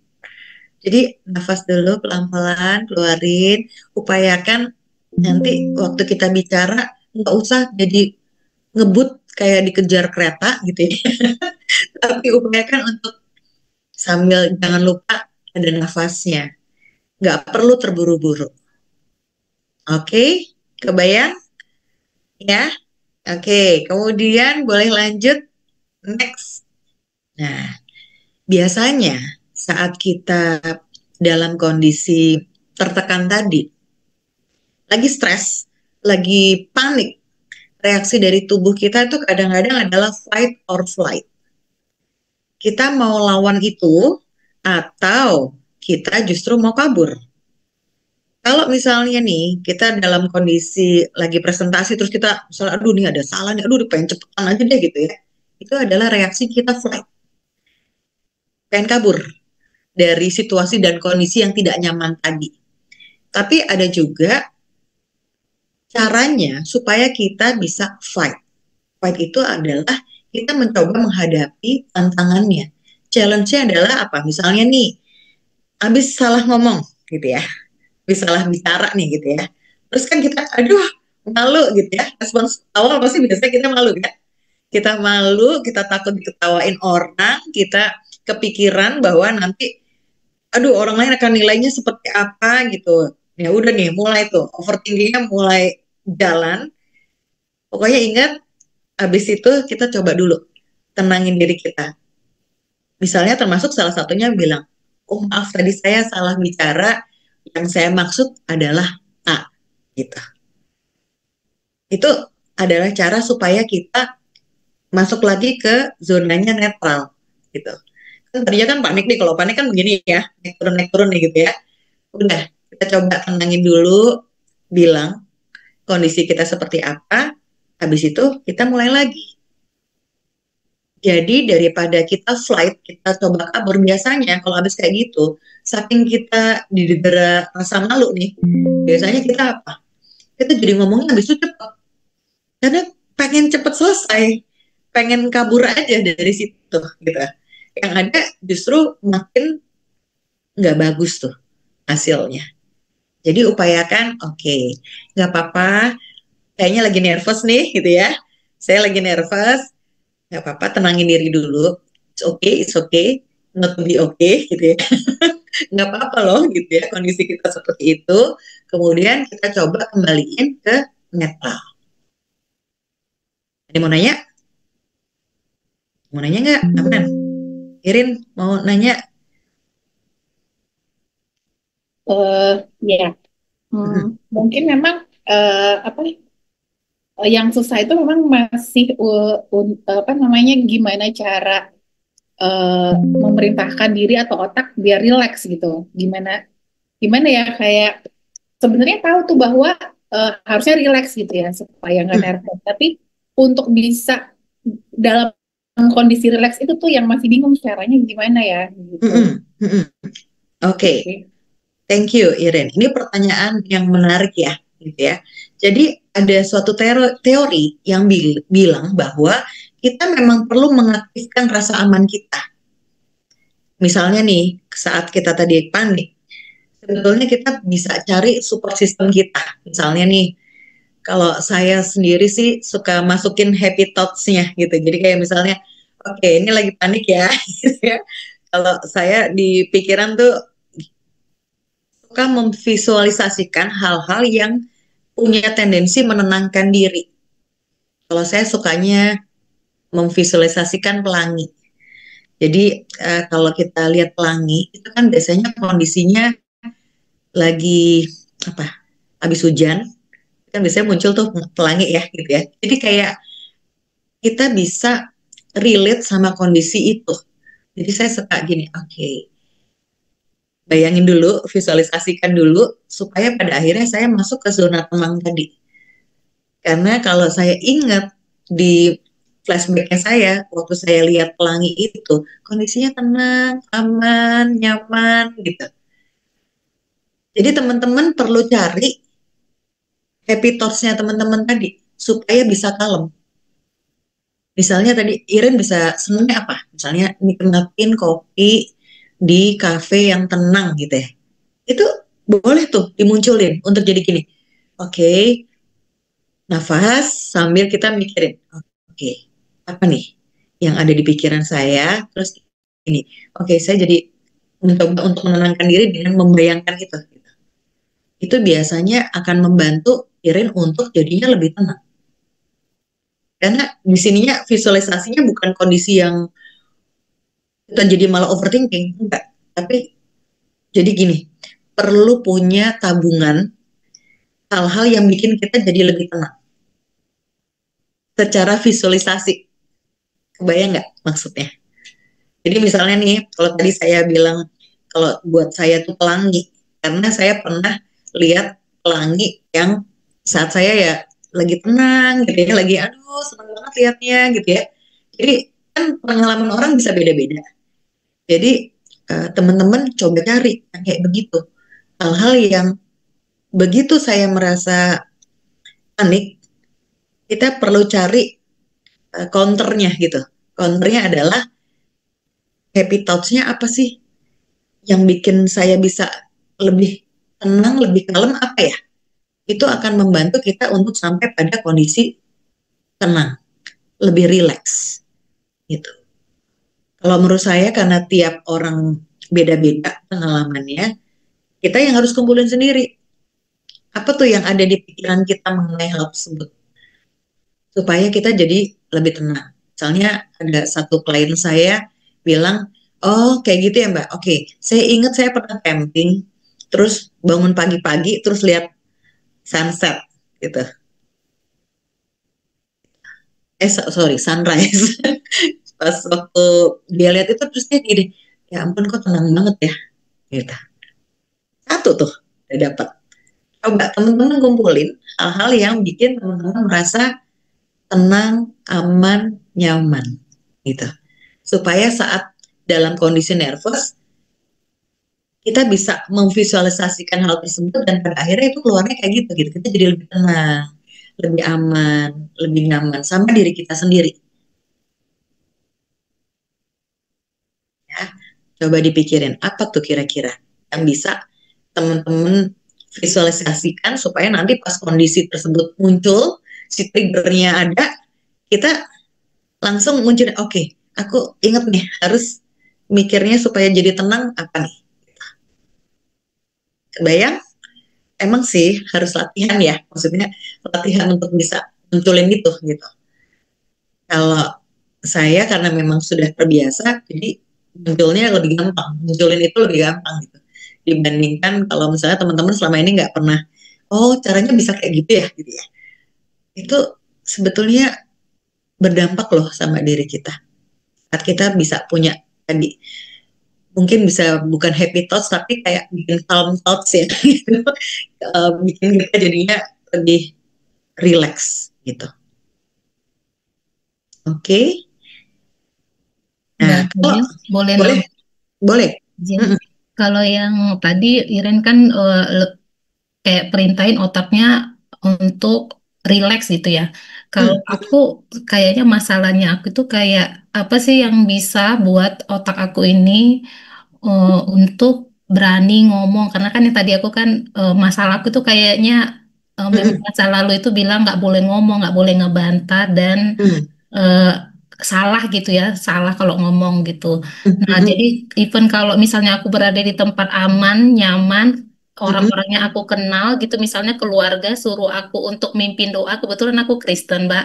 Aku suka disuruh sama abang, kakak gitu, atau adik-adik untuk pimpin doa aja aku kurang berani untuk speak, untuk keluarkan kata-kata, takut salah salah ngomong, bisa nggak aku omongin ini gitu sih Mbak. Jadi gimana cara untuk yang otak aku tadi bilang kamu nggak apa-apa ngomong, kamu ini gitu. Karena aku udah pernah ini terapi diri aku sih nggak apa-apa, udah diaman kok, udah diizinkan ngomong, tapi aku nggak berani ngomong dan jadinya pas waktu aku fight untuk ngomong kadang kata-kata yang keluar itu jadi salah dan nggak sesuai dengan apa yang pengen aku ungkapin gitu. Oke, jadi kayaknya kalau untuk kasusnya Gita, ini masih banyak traumanya nih Gita gitu terkait untuk bisa bicara. Kalau menurut saya sih memang kita perlu sadari dulu bahwa oke, ini kan ada permasalahan yang terkait sama traumatiknya tadi ya, gitu ya.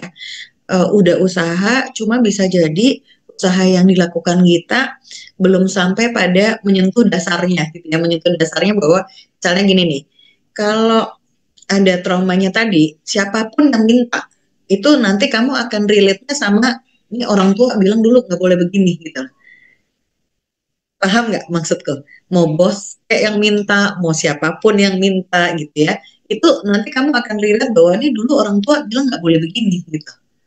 Itu yang sebetulnya harus break di cycle. Ini saya kan kayak rantai ya, yang nggak putus gitu ya. Kamu harus putusin dulu bahwa itu masa lalu, sekarang saya ada di masa sekarang. In the present. Jadi kalau kita sadari bahwa itu di masa lalu dan sekarang kamu hidup di masa sekarang, itu kamu akan lebih mudah untuk bisa in the present tadi. Jadi termasuk metode untuk breathing-nya itu akan membantu kamu untuk sadar bahwa oke, aku dari tadi udah nafas nih, berarti aku ada di masa sekarang. Kebayang nggak maksudnya? Supaya nggak flashback terus ke masa lalu yang bikin akhirnya kita jadinya sulit untuk bisa speak up. Begitu kita tahu bahwa saya ada di masa sekarang, Gita yang sekarang itu, yang sudah usianya beda dong dengan waktu orang tua ngasih banyak ya tanpa sadar mungkin ngasih banyak kritikan ya gitu. Itu akan membantu kamu, ini saya Gita usianya udah sekian, Gita yang sekarang itu bisa speak up gitu. Itu yang perlu terus ditanamkan dalam mindsetnya Gita. Karena kalau enggak, kamu akan flashback terus, balik lagi gitu. Karena cycle-nya nggak diputus sama Gita. Gitu. Itu yang perlu disadari sama Gita dulu. Gitu, bahwa oke, kalau udah mulai muncul kayak gitu, breaknya gimana? Ingat, ini Gita yang umurnya sekian, yang udah kerja, yang udah ini, adalah Gita yang bisa bicara. Gitu lah. Itu yang tanemin terus diomongin. Nanti kita akan belajar nih teman-teman gimana caranya ya. Jadi intinya saat kita tiba-tiba kan tadi kan kita bilang tubuh kita tuh suka tiba-tiba siaga gitu ya terhadap ancaman yang terjadi.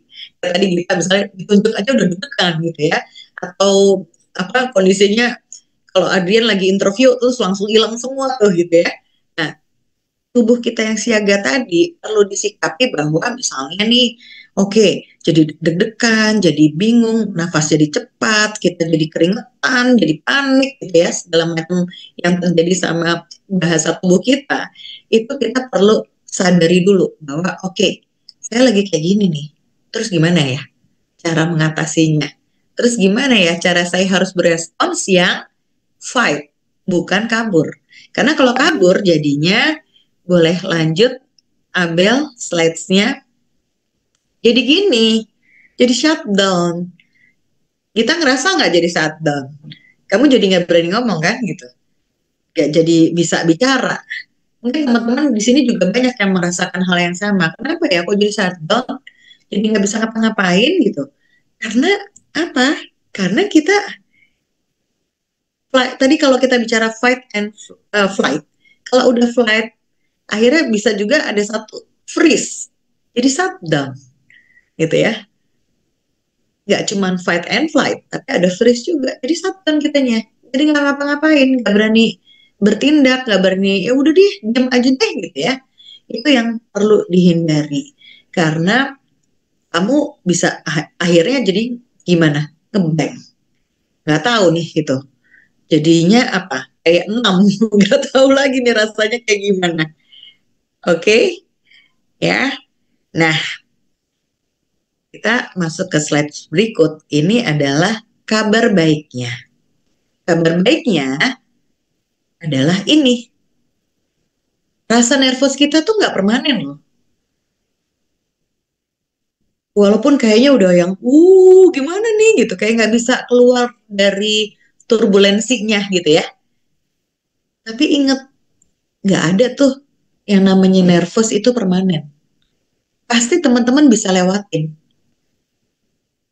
Ya, jadi setiap langkah akan membantu kita supaya otak kita ini bisa apa? Yang tadinya ketakutan jadi keberanian. Itu yang teman-teman bisa lakuin. Jadi ingat bahwa nervousnya nggak akan ada yang permanen. Nggak ada tuh kita nervous terus sepanjang hari. Bener nggak? Setuju nggak? Enggak kan gitu ya. Kayaknya biasanya begitu udah keluar dari misalnya nih abis ngobrol sama seseorang atau lawan bicara terus begitu kita keluar nervousnya hilang kan gitu. Udah loh, udah selesai nervousnya. Jadi ini untuk membuat teman-teman jadi punya harapan bahwa rasa nervous yang kita rasakan tadi itu tidak selamanya, nggak akan permanen. Kesadaran ini akan bikin kita jadi bisa bikin mindset baru, yaitu boleh lanjut. Nah, building through self confidence. Ya, step pertama yaitu nomor 1 self awareness. Tadi kan teman-teman saat sadar, misalnya nih kan gini nih, ada kondisi-kondisi yang kita nggak sadari, tapi menurut saya akan lebih baik kalau kita sadar. Termasuk misalnya kalau tadi Adrian bilang tangannya mulai bergetar, itu kita perlu sadar loh bahwa oh berarti saya masuk ke dalam fase nervous. Atau Gita misalnya bilang, aduh kayaknya apa tuh tadi Gita yang dirasain kalau misalnya lagi nervous apa? Kalau aku nge-freeze tadi sama tangan dingin sih, Mbak. Jadi Oke, ya nggak apa-apa, nge-freeze, tangan dingin, aduh gitu ya, gimana nih, diterima. Karena kadang-kadang kan kita nggak mau ya, justru, bener ya? Kita berusaha menolak kondisi tersebut. Boleh Iren, apa yang dirasain tadi Iren? Kalau aku suaranya kayak sesak napas gitu, jadi kayak hampir kehabisan nafas, Hmm? kayak ngomongnya gitu, terus bergetar, sama Yes, jantung dagdikduk. dagdikduk. Oke. Jadi itu kita sudah masuk ke self awareness bahwa kayaknya aku mulai nervous. Ya, itu udah masuk ke self awareness kita. Udah oke. Nah, jangan kita berhenti sampai di situ. Tapi kan biasanya nih responsnya adalah kita berusaha menolak bahwa, duh, suaranya getar, gimana nih, gitu ya? Bener ya? Kita berusaha untuk menolak dengan misalnya kita bilang, jangan bergetar dong, gitu ya. Jangan deg-degan. Nggak bisa, teman-teman. Yang perlu kita lakukan itu adalah kita accept. Kita menerima bahwa saat itu, oke, ini tangan saya mulai getar, mulai agak deg-degan, gitu ya. Kayaknya saya lagi nervous nih, gitu. Diterima dulu kondisinya, jangan ditolak. Tendensinya yang kita lakukan nih, di pikiran kita tuh langsung gini, gak boleh dong kayak gitu, nanti kan orang lain lihat. Nanti gimana nih kalau orang lain jadi mikirnya saya A, B, C, D, bener ya? Itu yang terjadi kan sama diri kita ya. Tapi kalau kita terima, ini kan misalnya gini, normalnya 0 gitu ya, netralnya 0, kalau yang di atas 0 itu positif, di bawahnya 0 itu negatif lah gitu ya. Kita tahu kondisi kita lagi negatif nih gitu, lagi kurang nih gitu ya. Nervous itu bisa aja kita anggap sebagai kekurangan kita. Tapi ntar dulu, saat kita bisa menerima itu, berarti kita masuk ke kondisi netral. Masuklah kita ke self-acceptance. Boleh diklik, Abel? Nah, ini dia. Masuk tuh kita ke self-acceptance. Kita memahami setiap manusia itu pasti punya strengths and weakness-nya. Kalau kita tahu bahwa, oke, saya kekurangannya nih, kadang kalau bicara sama banyak orang, nervous nih gitu ya. Tapi kita pasti punya strengths-nya juga kan. Oh, tapi saya kalau misalnya berempati sama orang, bisa banget. Saya ngerti kondisi mereka, gitu. Bilang sama diri bahwa ini memang saya memang imperfect. Nggak ada loh manusia yang sempurna. Mau sekeren apapun, sekaya apapun, sukses apapun manusia, nggak ada yang perfect. Emang Mark Zuckerberg nggak ada kurangnya? Steve Jobs emang nggak ada kurangnya? Semua pasti punya kurang, gitu ya. Tapi sadari bahwa ya memang saya imperfect, saya nggak sempurna, tapi saya mampu. Kalau tadi misalnya kita sudah bisa menerima, oke, saya lagi nervous nih, so I have to be netral dulu. Nggak bisa dari yang sebelumnya misalnya gini, aduh lagi deg-degan banget. Jangan dong, jangan deg-degan. Yang ada makin deg-degan. Benar nggak? Pernah nggak ngalamin kayak gitu? Makin saya bilang sama diri kita, jangan deg-degan dong, jangan deg-degan. Itu makin tambah deg-degan loh. Jadi yang perlu dilakukan apa? Diterima aja. Oke, sekarang saya lagi deg-degan. Saya mau nafas dulu dong, gitu ya. Tarik nafas pelan-pelan, keluarin pelan-pelan. Itu akan membuat teman-teman jadi netral. Caranya gimana? Dengan boleh klik berikutnya, self-control. Gimana caranya kita bisa ngontrol diri kita? Ada plan, practice, dan repeat. Jadi misalnya tadi saya bilang, jangan lupa teman-teman, nafas. Nafas akan bantu. Aduh, masih tegang mbak, gitu ya. Nggak apa-apa, nafas aja lagi. Nafas aja lagi, pelan-pelan. Itu akan sangat membantu. Plan, practice, repeat. Plan, practice, repeat. Terus sampai akhirnya teman-teman benar-benar netral. Lalu masuk yang berikut, yaitu self-confidence. Grows naturally from small wins and mastery. Jadi begitu udah agak tenang, itu satu kemenangan loh teman-teman. Jangan dipikir enggak. Kita lebih tenang itu berarti kita udah bisa mengalahkan nervous systemnya kita. Ya, supaya kita confidence. Oke, udah agak tenang nih. Yuk, mulai lagi. Jadi ini step by step supaya teman-teman bisa lebih confidence. Awareness aja dulu. Ini simpelnya kayak tadi, misalnya tiba-tiba kita ditunjuk, gitu ya. Nervous kan? Duh, kenapa ya kok aku yang ditunjuk gitu ya? Oke, udah tahu nih di pikiran mulai macam-macam gitu ya. Oke, nggak apa-apa. Aku tahu, aku nervous. Aku terima, aku nervous itu udah masuk self acceptance. Terus masuk ke self controlnya adalah, oke, aku nafas dulu deh, keluarin pelan-pelan. Oke, yuk, udah lebih tenang. Itu udah masuk self confidence. Ini small self confidence ya, gitu ya. Maksudnya semua dimulai dari small step, teman-teman. Kalau ini udah bisa dilakukan, tentunya teman-teman jadi gimana? Lebih tenang, lebih pede. Oke, one step, two steps. Udah, terus lama-lama jadi biasa. Kalau lagi nervous, kita atasin. Kalau menurut saya nggak ada cara instan untuk bisa menghapus apa yang sudah terjadi di masa lalu. Tapi kita butuh membangun habit baru dengan cara seperti ini. Nggak sulit kok gitu. Ini cara yang sederhana. Tapi nanti makin besar, maksudnya makin besar masalahnya, problemnya, teman-teman juga bisa nerapin ini. Sadari dulu, oke, ini apa nih yang saya rasain? Oke, oh mungkin kalau misalnya bicara, saya agak sulit ya gitu. Tapi kita apa yang dilakukan? Belajar kan? Benar nggak?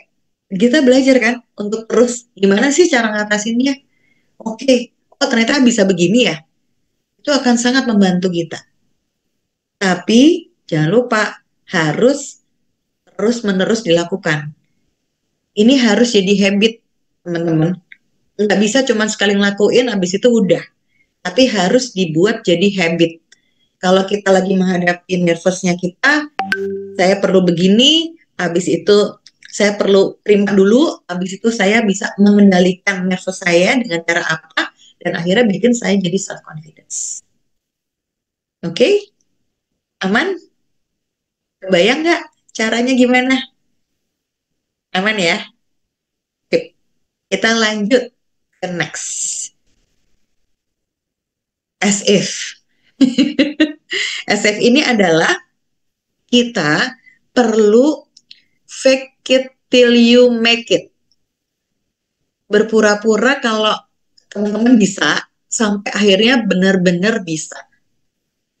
Jadi as if ini misalnya gini, kita melihat ada orang yang kok keren banget sih, dia kok bisa ya ngomongnya kayak gitu ya, jago banget, bisa bikin orang tergerak untuk melakukan sesuatu gitu. Coba aja kita bayangin, saya mau as if deh kayak dia gitu. Saya kalau as if kayak dia tuh kayaknya saya bisa deh melakukan hal tersebut. Teman-teman ada yang suka nonton film Korea nggak? Saya barusan tamat film Trauma Code. Trauma Code itu, ini Fai ketawa nih. Kalau ada yang nonton film Trauma Code itu ada dokter trauma apa di bagian trauma itu yang jago banget. Terus suatu saat dia harus meninggalkan posisinya di rumah sakit tersebut. Terus dia minta satu dokter untuk gantiin dia. Aduh tuh dokter pas waktu pertama kali dia paniknya setengah mati. Hah, gimana nih gitu ya. Pas lagi ada bencana, terus banyak banget pasien yang harus dihadapin. Gimana ya caranya saya bisa memprioritaskan yang harus saya dahulukan dan sementara diri panik. Diri sendiri udah panik nih, jadi dokter ya panik. Gimana gitu ya. Terus dia bikin as if-nya siapa? Adalah ya dokter yang tadi nggak bisa ada di lokasi.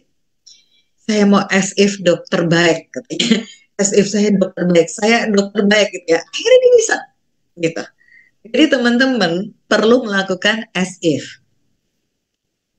Ya, kebayang kan maksudnya? Ya, boleh kok nonton kalau misalnya mau bisa lebih relate gitu ya sama si film Trauma Code gitu ya. Itu di bagian agak belakang sih. Cuman menurut saya itu seru sih. Ngeliat bahwa oke, saya as if-nya gimana sampai pada akhirnya yang awalnya fake it lama-lama till you make it. Jadi kalau menurut saya yang namanya fake it itu nggak boleh diputus. Nggak boleh kita cuman fake aja. Karena kalau cuman fake aja kita terus dalam kondisi fake. Tapi fake it till you make it itu jadi satu keseluruhan kalimat yang nggak boleh diputus. Jadi nggak apa loh kita pura-pura dulu. Pura-pura pede gitu ya. Pura-pura sudah menguasai materi padahal belum gitu ya. It's okay teman-teman. Asalkan sampai till you make it. Nggak boleh diputus. Kebayang? Ya. Jadi terus-menerus untuk bisa membayangkan bahwa saya keren banget intonasinya. Saya bisa bicara apa adanya. Saya bisa melakukan A, B, C, D. Walaupun awalnya masih fake it, tapi till you make it. Jadi as if ini di awalnya aja, tapi lama-lama jadi kebiasaan. Jadi bisa pasti teman-teman jadi bisa, gitu ya. Jadi boleh misalnya kita lihat contoh role model siapa gitu ya, seseorang yang kita wah dia kalau ngomong tuh keren banget.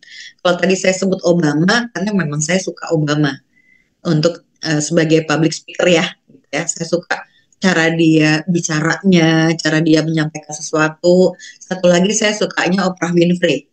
Itu juga keren banget.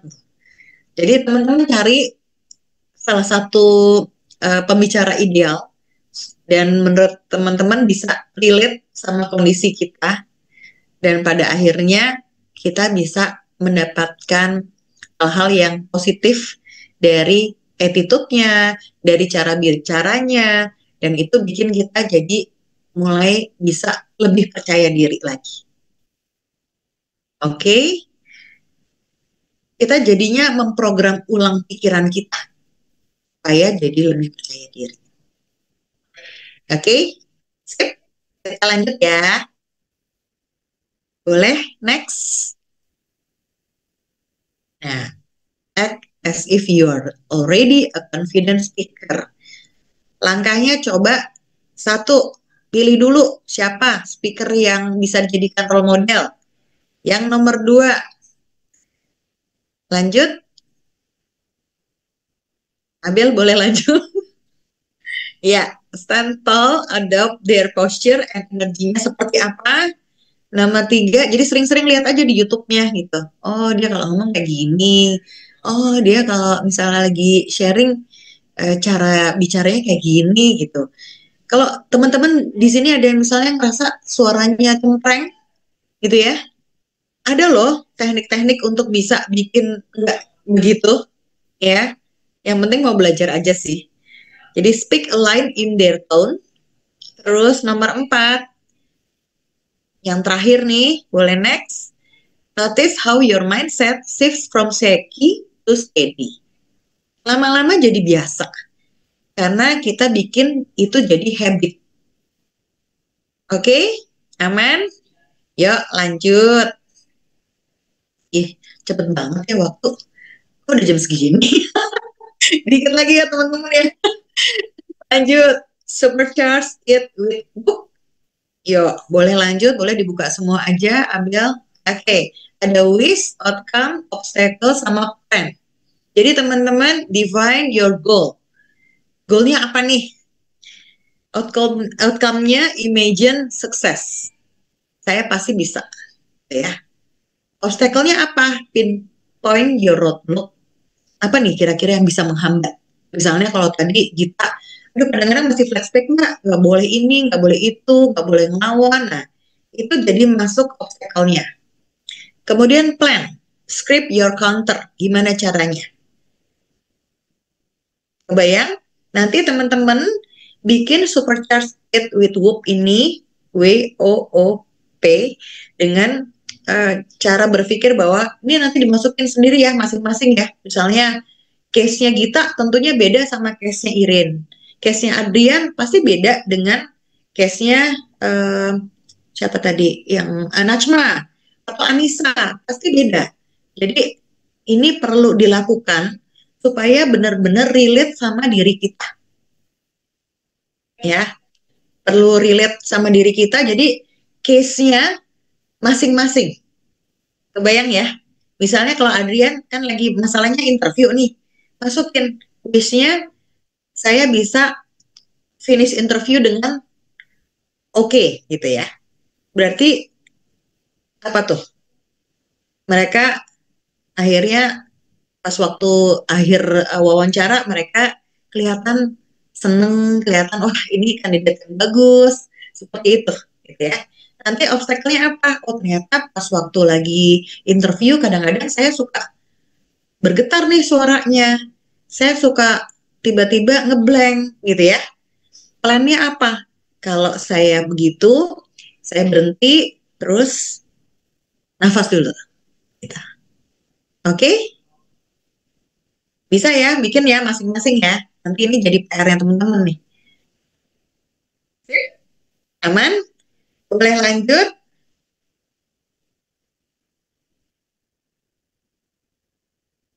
Abel boleh lanjut?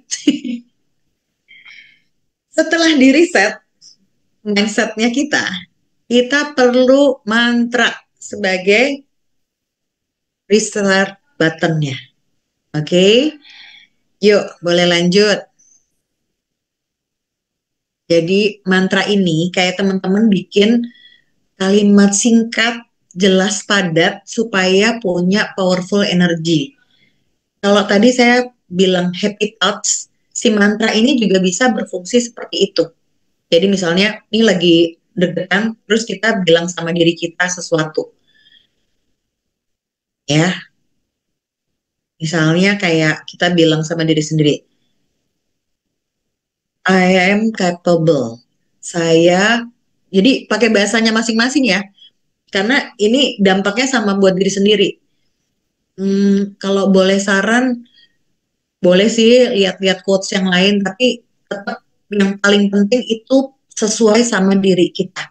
Very relate sama ourselves. Karena kalau enggak akan berfungsi mantranya. Ya, kan kita kan pengennya mantranya efektif dong buat diri kita.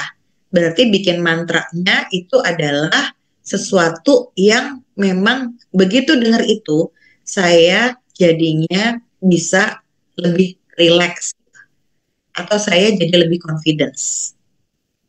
Oke, boleh lanjut. Crafting your personal mantra. Caranya gimana? Yuk. Nah, ini contohnya. Keep it short and authentic. Kenapa tadi saya bilang benar-benar harus relate sama diri sendiri. Karena kalau nggak relate, yang ada nggak akan ada gunanya juga. Ya, oke. Yang lanjut, use present tense. Boleh lanjut lagi. Tie to your goal. Make it relevant. Ya. Jadi kita nguatin diri sendiri dulu. Supaya nanti pas waktu ngomong, ya oke. Gitu. Jadi, my voice is strong. My voice is strong gitu ya. Lama-lama kita jadi pas waktu ngomong ya benar-benar voice saya memang kuat gitu. Oke. Ya.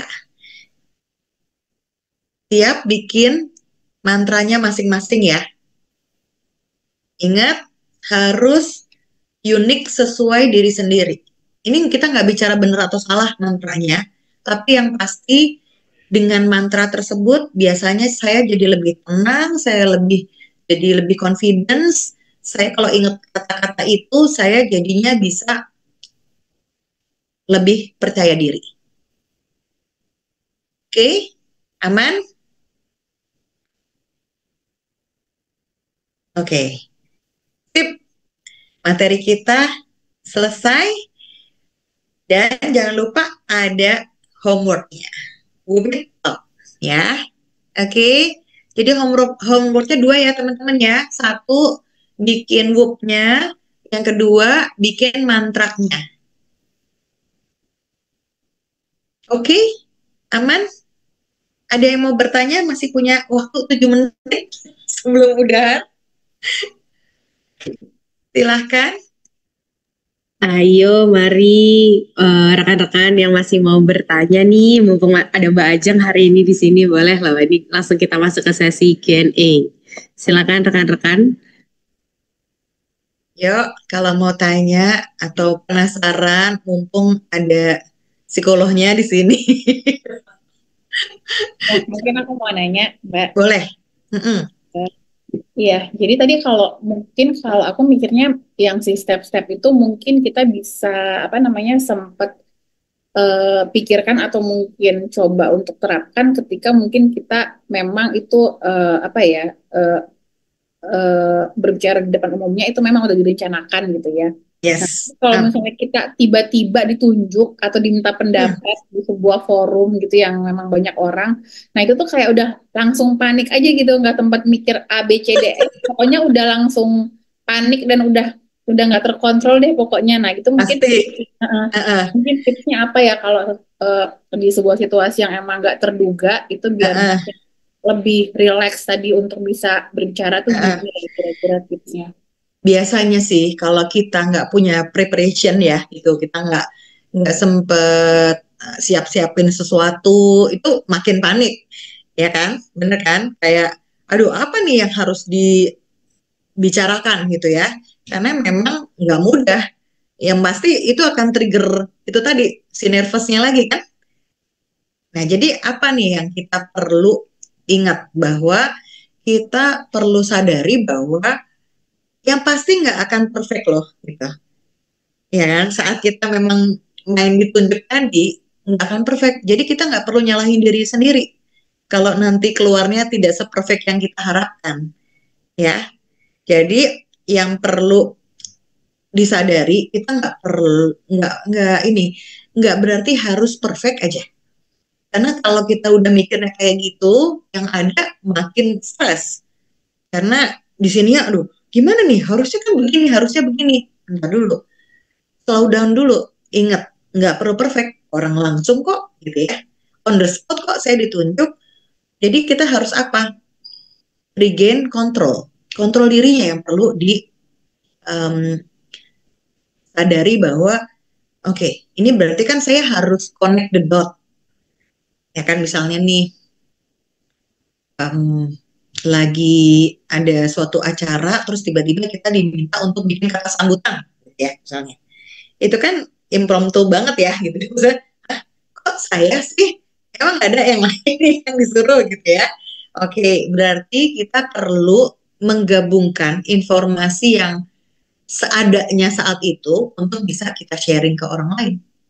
Udah, sesederhana kita lihat, oke, ini kira-kira kita lihat environment-nya aja gitu. Kita lihat sekitarnya. Oke, ini entah orangnya, entah kondisinya, entah apapun itu yang kita bisa capture dalam waktu singkat.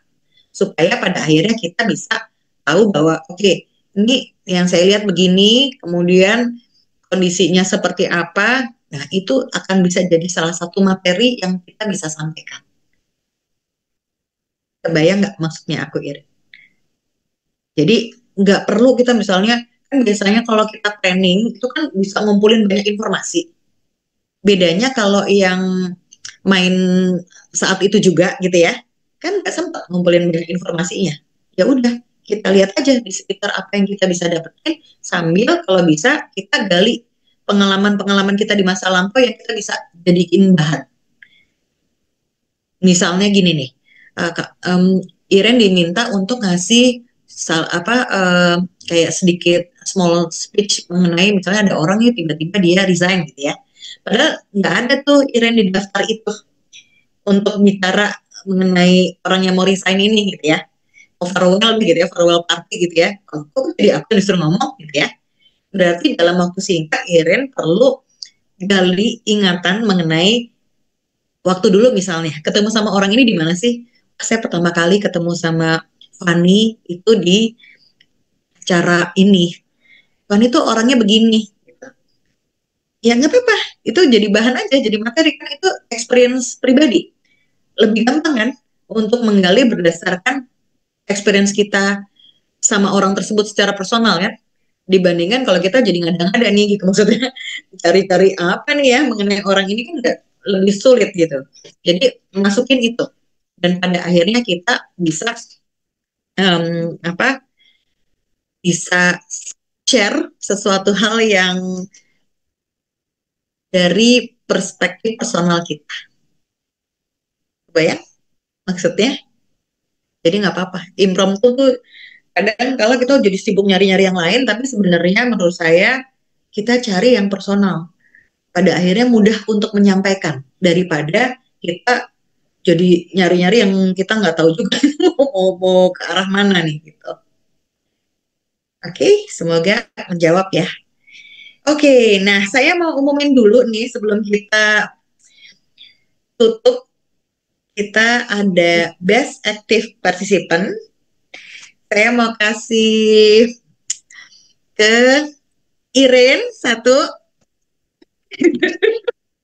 Sangat aktif hari ini. Terima kasih banyak Iren atas partisipasinya. Satu lagi buat Gita. Wah.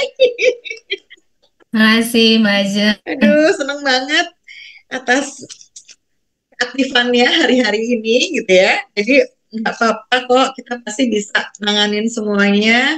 Dan saya harap teman-teman jangan lupa bikin PR-nya.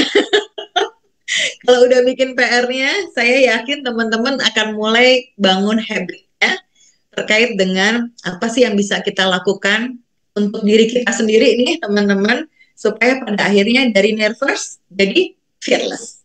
Thank you.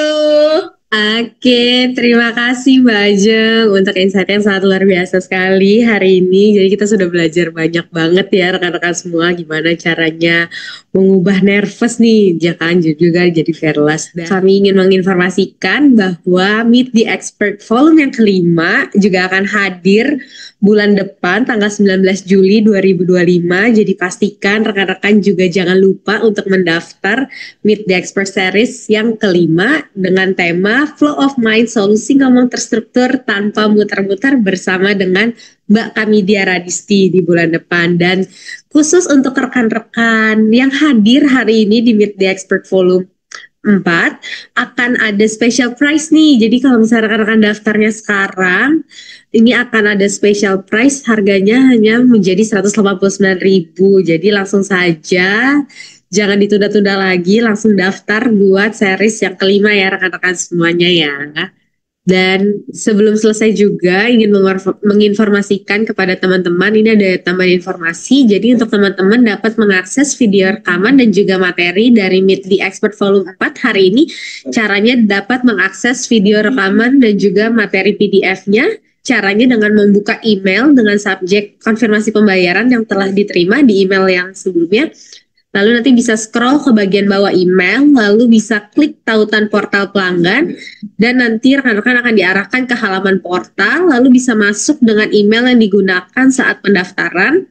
Dan jangan lupa untuk klik tombol kirim login link, dan dapat langsung dibuka kembali emailnya, lalu bisa dicari email baru dengan subjek portal login, lalu bisa klik tombol dan juga masuk portal pelanggan di dalam email tersebut. Nah setelah itu nanti setelah berhasil rekan-rekan masuk akan dapat langsung mengakses video rekaman dan juga file materi dari PDF hari ini. Jadi jangan lupa untuk bisa di-download video rekaman dan juga materi dari Meet the Expert Volume 4. Oke, baik. Kalau sudah semuanya juga tadi sudah diinformasikan oleh Mbak Ajeng, Best Active Participant hari ini yaitu ada Mbak Gita Sitompul dan juga Mbak Iren. Selamat. Nanti untuk hadiahnya akan dihubungi selanjutnya oleh tim kami dan akan segera kami kirimkan ya untuk hadiahnya. Dan sebelum kita selesai, kita akan mengabadikan momen spesial hari ini dulu. Jadi boleh bagi rekan-rekan untuk yang bisa dinyalakan kameranya, kita nyalakan kameranya dulu. Kita akan berfoto bersama dan akan dibantu oleh tim untuk difoto. Oke, boleh diberikan senyuman terbaik di hari Sabtu yang cerah ini. Oke, 3, 2, 1. Sekali lagi. 3, 2, 1. Oke, sekali lagi kami dari Toki mengucapkan terima kasih kepada Mbak Ajeng dan juga rekan-rekan semua untuk partisipasi antusias dan semangat hari ini dalam mengikuti acara webinar Meet the Expert Volume 4. Sampai jumpa di Meet the Expert Volume kelima dan happy weekend semuanya.